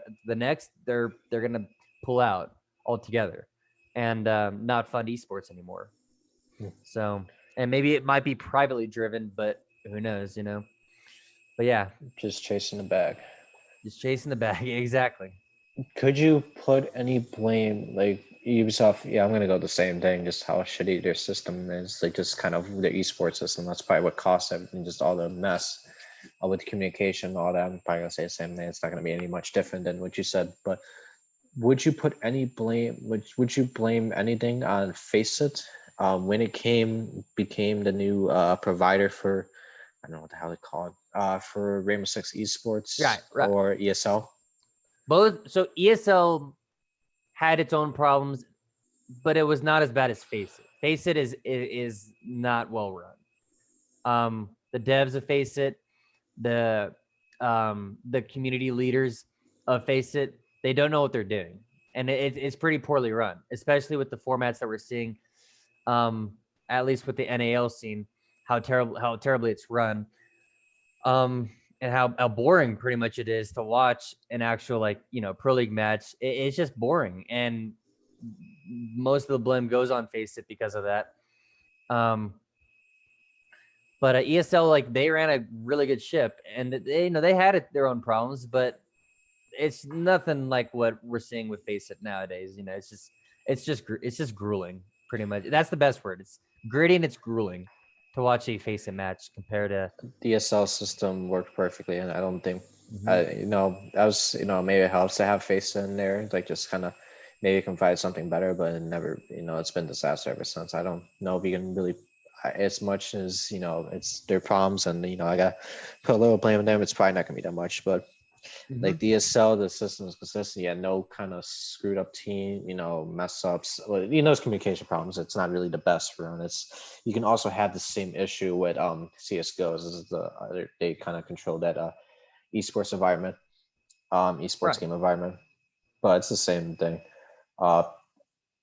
What and that's why excuse me. That's why we see FPL as well. Because Faceit also knows that they're pretty dog shit, and the community doesn't really like the brand. So that's why they introduce FPL across EU and NA to just in hopes of growing their community, because they're losing their community. That's I can't say how badly they're running their ship. It's pretty badly. Can you also describe the issues with Faceit? Because I'm just because it's something that I heard of, but not really heard of too much. Unlike ESL, like in other esports, or like the overall Faceit.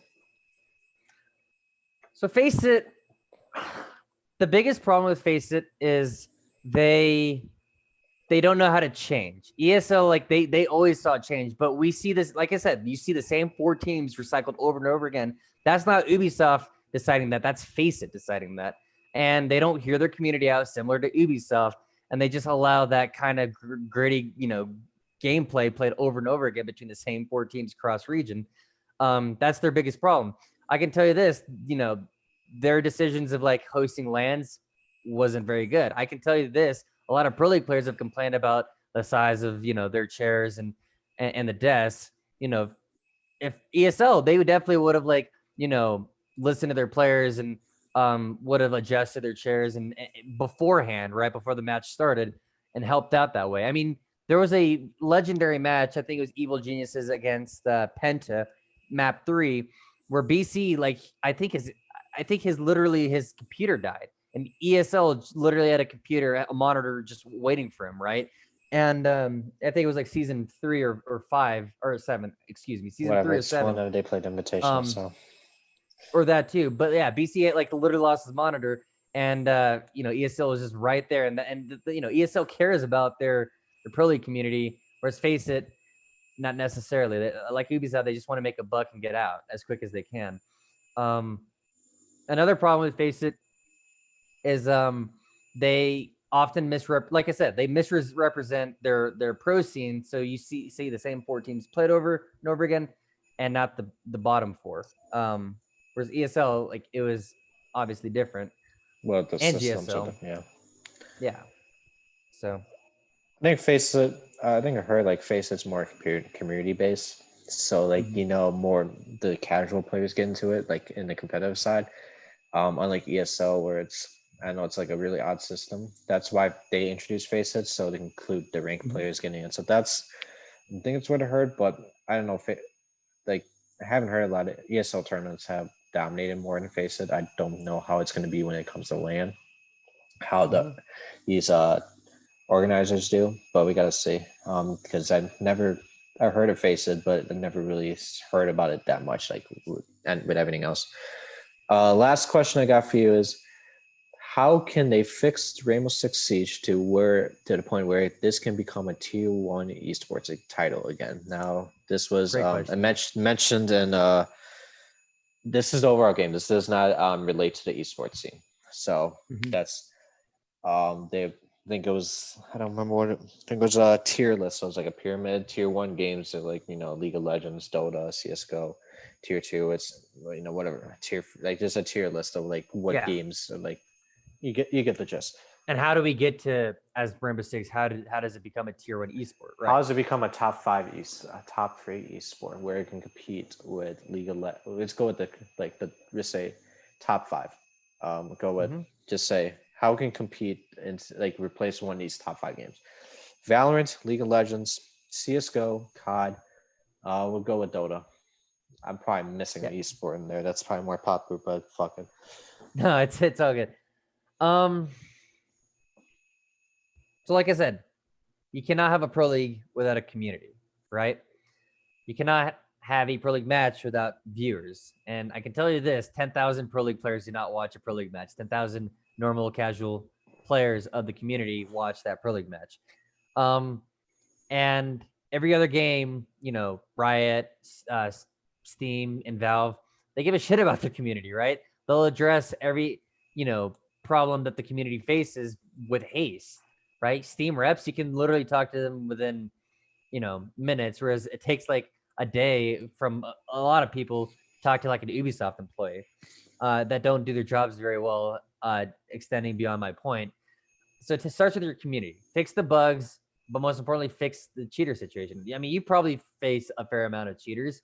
I don't play PC. I play Xbox, so I don't really count it. Well, yeah. Actually, have you encountered people DDoSing? I probably have played. Yeah, the DDoS, it's outrageous, but it stopped. It was horrible last season, but it decreased. So it's messed up, and I mean, I don't have an answer to how to fix the cheater situation, but I can certainly like start that topic going, and I don't think Ubisoft even wants to address it or start to address it. Thankfully, recently, at least for PC, pulling accounts, which means like stealing other people's accounts, that has been addressed. Thank God. You now can't have like a Steam transaction label every time you buy the game, so cheaters won't steal your account using that transaction ID anymore, thanks to Ubisoft. So that's a good step forward. But yeah, fix these problems, fix your cheater situation, and maybe you'll get more people into the game. Once you get more people into the game, eventually from a friend or whatnot, they're gonna start hearing about pro league players. Maybe they want to like learn the game better, so they're gonna watch a pro league player on YouTube or like on Twitch, and then from there they're gonna eventually encounter the big R6 eSports pro league channel, and start engaging with pro league, right? So it's like it's those baby steps, but it starts with getting more viewers on your R6 channel, right? That doesn't matter how much we want to fix pro league. You got to fix the community first, otherwise there won't be a pro league, and that's where I'll end off that topic with the community in relation to the pro league system. Now, for the actual pro league, like I said, there's two big problems: the Challenger League problem, where it's literally one team out of 8 that has the potentiality of relegating the bottom team of pro league. So with that said, there's not going to be up and coming talent, or up and coming talent will be lost because it doesn't ensure you a greater chance of making it to pro league compared to other games, right? That has an academy system set up. So fix your Challenger League system next after you fix your community. Again, I don't really have the answer right off the bat of how to necessarily fix your Challenger League system. I have ideas, so do you. But you gotta do something. I mean, literally anything besides how it's formatted now, because a lot of pro league ex-pro league players like Doodle, he made an announcement 4 or 5 days ago that he was going back to college, and he was an ex-pro league player for Luminosity Gaming. His name's Phillips Cole, by the way.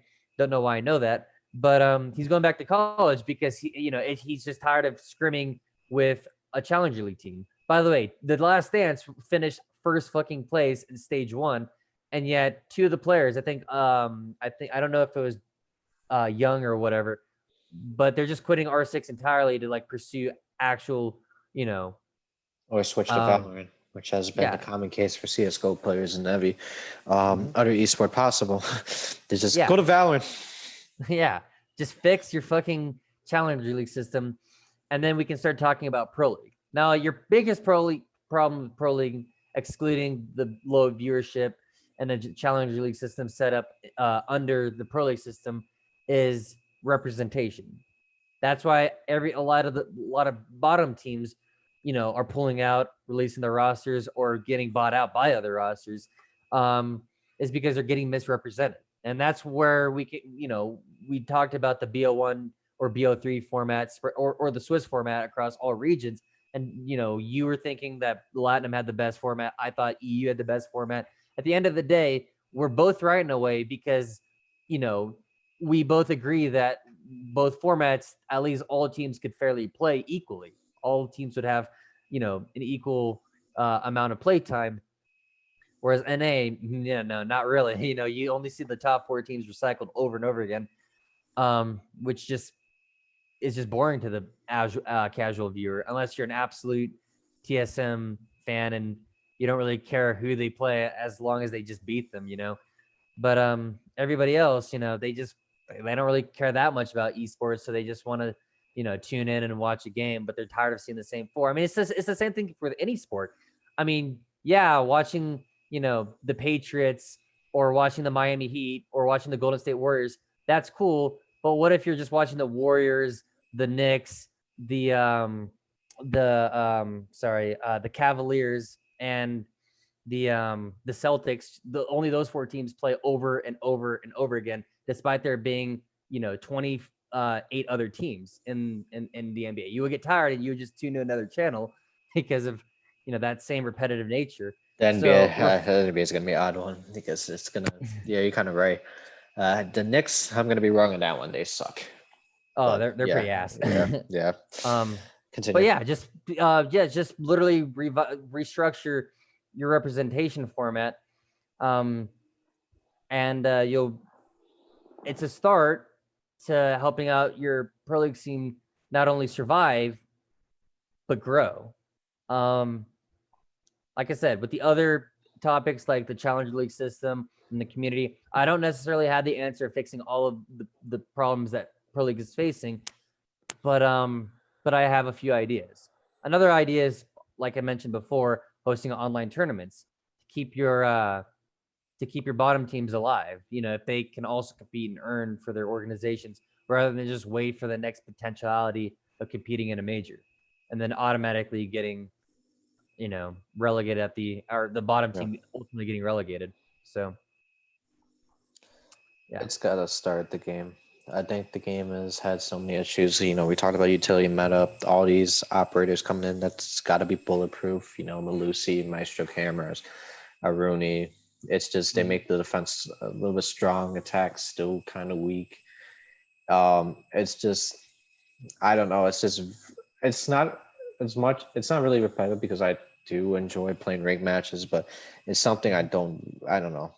It's got to be the game. They have to fix the issues, listen to community, what could work best, even if it's you don't need to remove an ACOG off an operator because it's overpowered. You need to just have the community make the decision on what needs to be changed. As you gotta let the Ubisoft Montreal handle the business too. Consider other things, but with the test servers, at least they allow that, so you know what to need to fix. Right. Um, but And like there's like it's no secret that there's a huge funding issue with Rainbow Six Siege. I don't know if you know the game Team Fortress 2, um, but that game is driven by their cosmetics. Not even, I mean, they don't even have a Pro League system, and Team Fortress 2 is seeing way more success than Rainbow Six Siege because everybody that plays that game, they want to look cool with their character, so they buy skins that make them look cooler, right? And so if Ubisoft, and you don't have to necessarily like release more Pro League skins or whatever.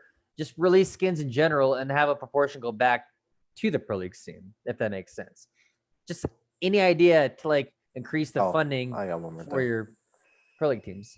They also need to promote it more because this is common in every esports. They promote it not really as I don't know. I don't really keep up with other games and esports, but they promote the stuff really well, and that's one thing the social media has been lacking. Mm-hmm. Last they don't post the stuff till one day, like the match is being played, or until the day. What are the matchups, the times, and all that.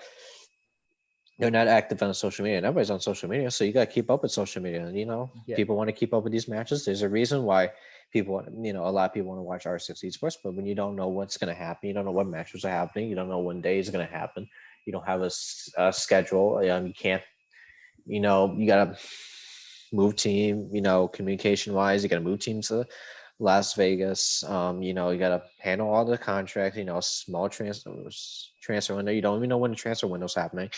You got at least they're communicating when Wildcard got some COVID issues. They I don't know if they're going to announce the France non-EU central travel issues and see how they want to handle it. Um, but it's just the communication that has to be the big improvement, and also just kind of the game meta. They gotta. I think it's just the community. That's what drives the game. That's the reason why League of Legends has so much success. There's a reason why Valorant, maybe not CS:GO. I don't know. CS:GO is gonna be a hard one. COD, maybe Overwatch a little bit. Though, like, there's a reason. Even the community, like even the casual community, they listen to that. They can't solely listen to ranked community. As much as there's every game, there's a disconnect between the casual, ranked, and pros. You got to get all those communities to kind of combine together and have an equilibrium of what issues need to be fixed. Mm-hmm. That can contribute positive benefits to all scenes. This is why the CODs, Call of Duty, Legal, all these other games, they probably had success because they all contribute to whatever. Although it's kind of hard to consider Valorant because it's only ranked. I don't know if they have casual, but they probably do. But you have to contribute all tiers of players to make the game successful. Otherwise, you can't do much, and that's why Exactly. those games have a lot of success. Yeah. Okay, so Couldn't agree more. okay. So that's going to be the end of the main topic question, talking about the why is R6 esports struggle now. You're currently streaming this. Does any viewers want to ask any questions? We're going to only have ask one. Actually, we might ask two, but we're gonna kind of wait a minute for the questions to kind of come in, as you might as well ask you guys type to guess what questions need to be asked. Um, if you So got I did have one question, but it's not directed towards me. It's directed towards you. okay, Um, and that is, um, can you give it a viewer name too? Might as well give a free shout out. If it's GhostCon554. GhostCon554. He's asking you, Viper, if you have any predictions on SI and why. And that's my how only viewer.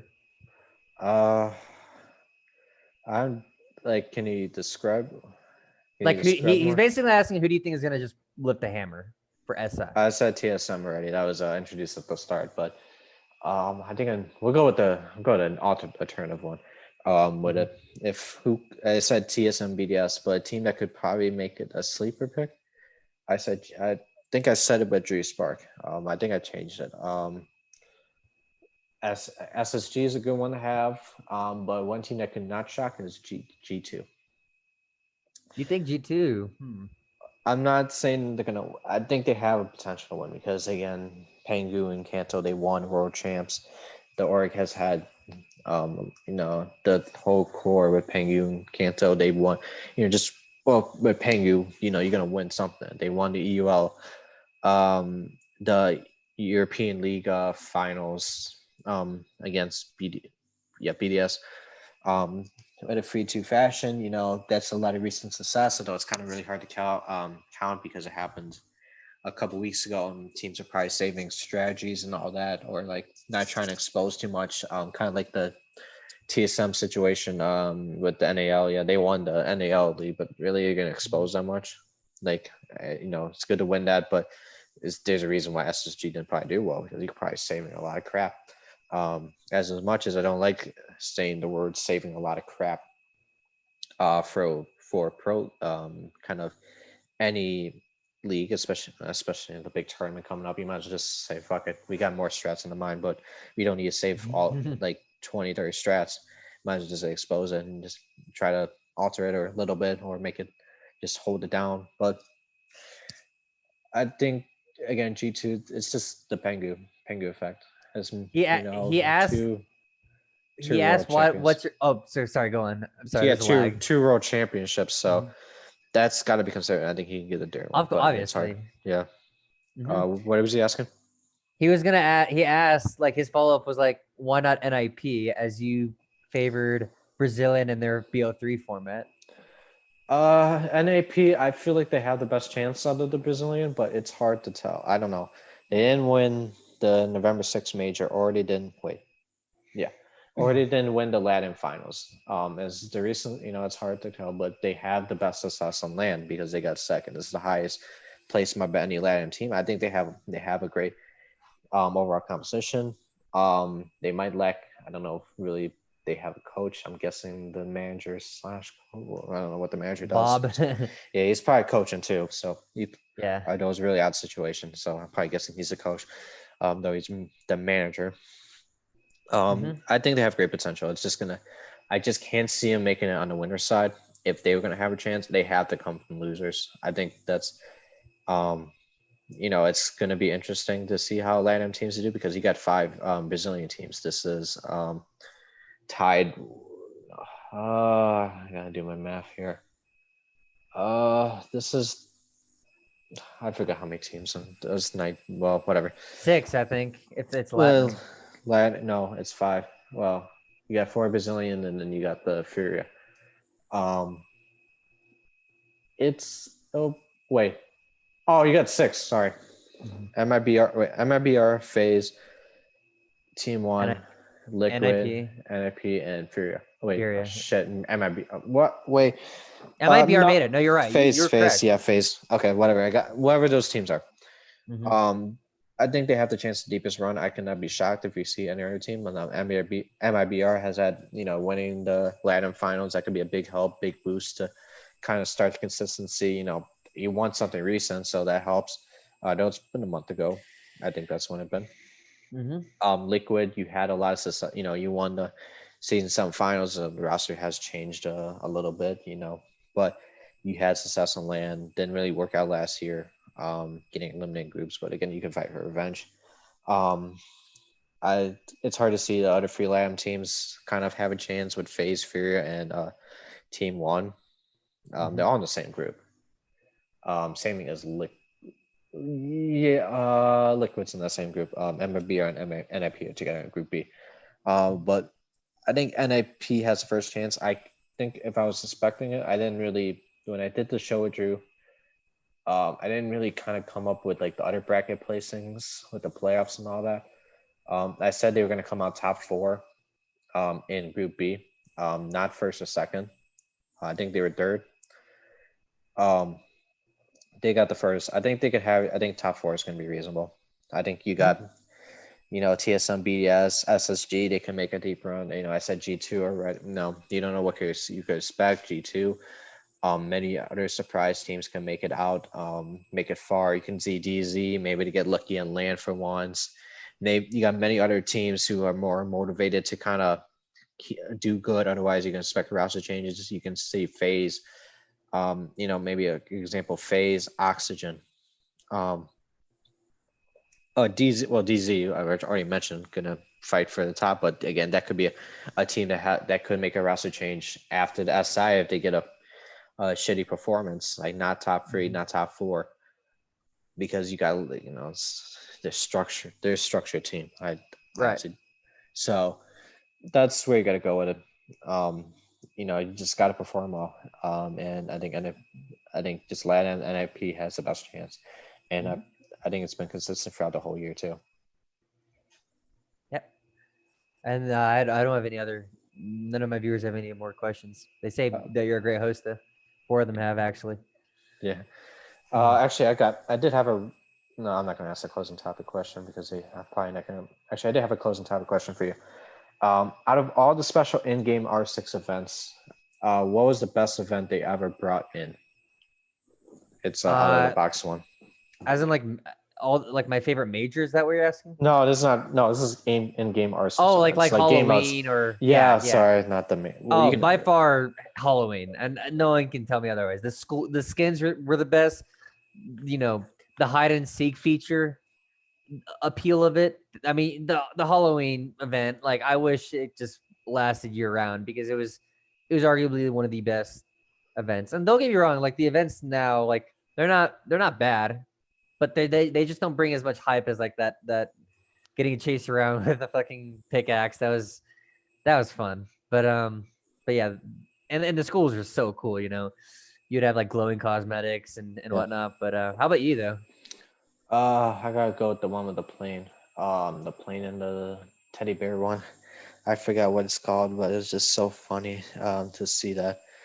Just like just the announcer, like, and like I was trying to say it like in a trying to say it in a nice manner. I know she's like trying to just the voice like, oh, the teddy bear got killed. It's like all that. It's like it's fun. And this, I hopefully the skins were really creative. It was cartoon like. Kids, the younger population could relate to it.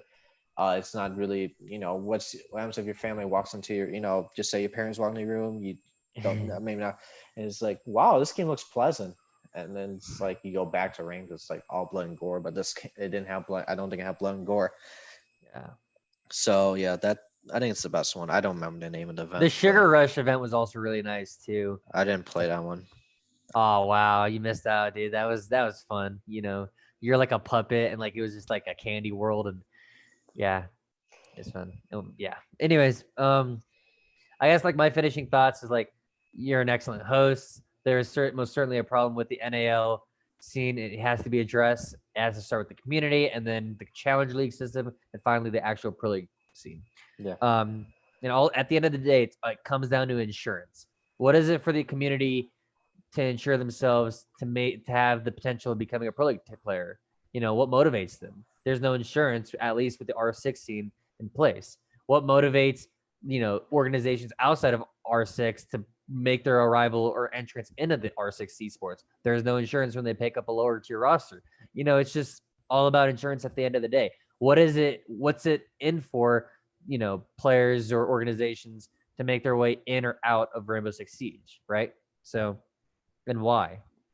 Uh, Thank you for coming on the show. Do you want to give any shouts to anyone or yourself, if you want to, before we end it off? Myself, no, but definitely check out Digital Dynasty. We got eliminated by Evil Geniuses in USN qualifiers like 2 years ago. That was like the biggest. That was how far we made it. But other than that, they're good at org. Go check them out. And All other than right. that, I don't have much else. Thank you for coming on the show. Hopefully you guys enjoyed the podcast on YouTube. That's gonna be it. I don't know when the next we're gonna as for my feature with the podcast at the moment. We're gonna do a little bit of a we're gonna do one more podcast and then I'm gonna have to come up with more and more topics. So it might be as I'm planning on doing a Super Bowl 55 topic. Trying to get a guest for that. Otherwise, and then I got to come up with more topics. Try to find some more guests for other future topics. But yeah, that's gonna be on the show. Thank you guys for watching. Thank you. Good night.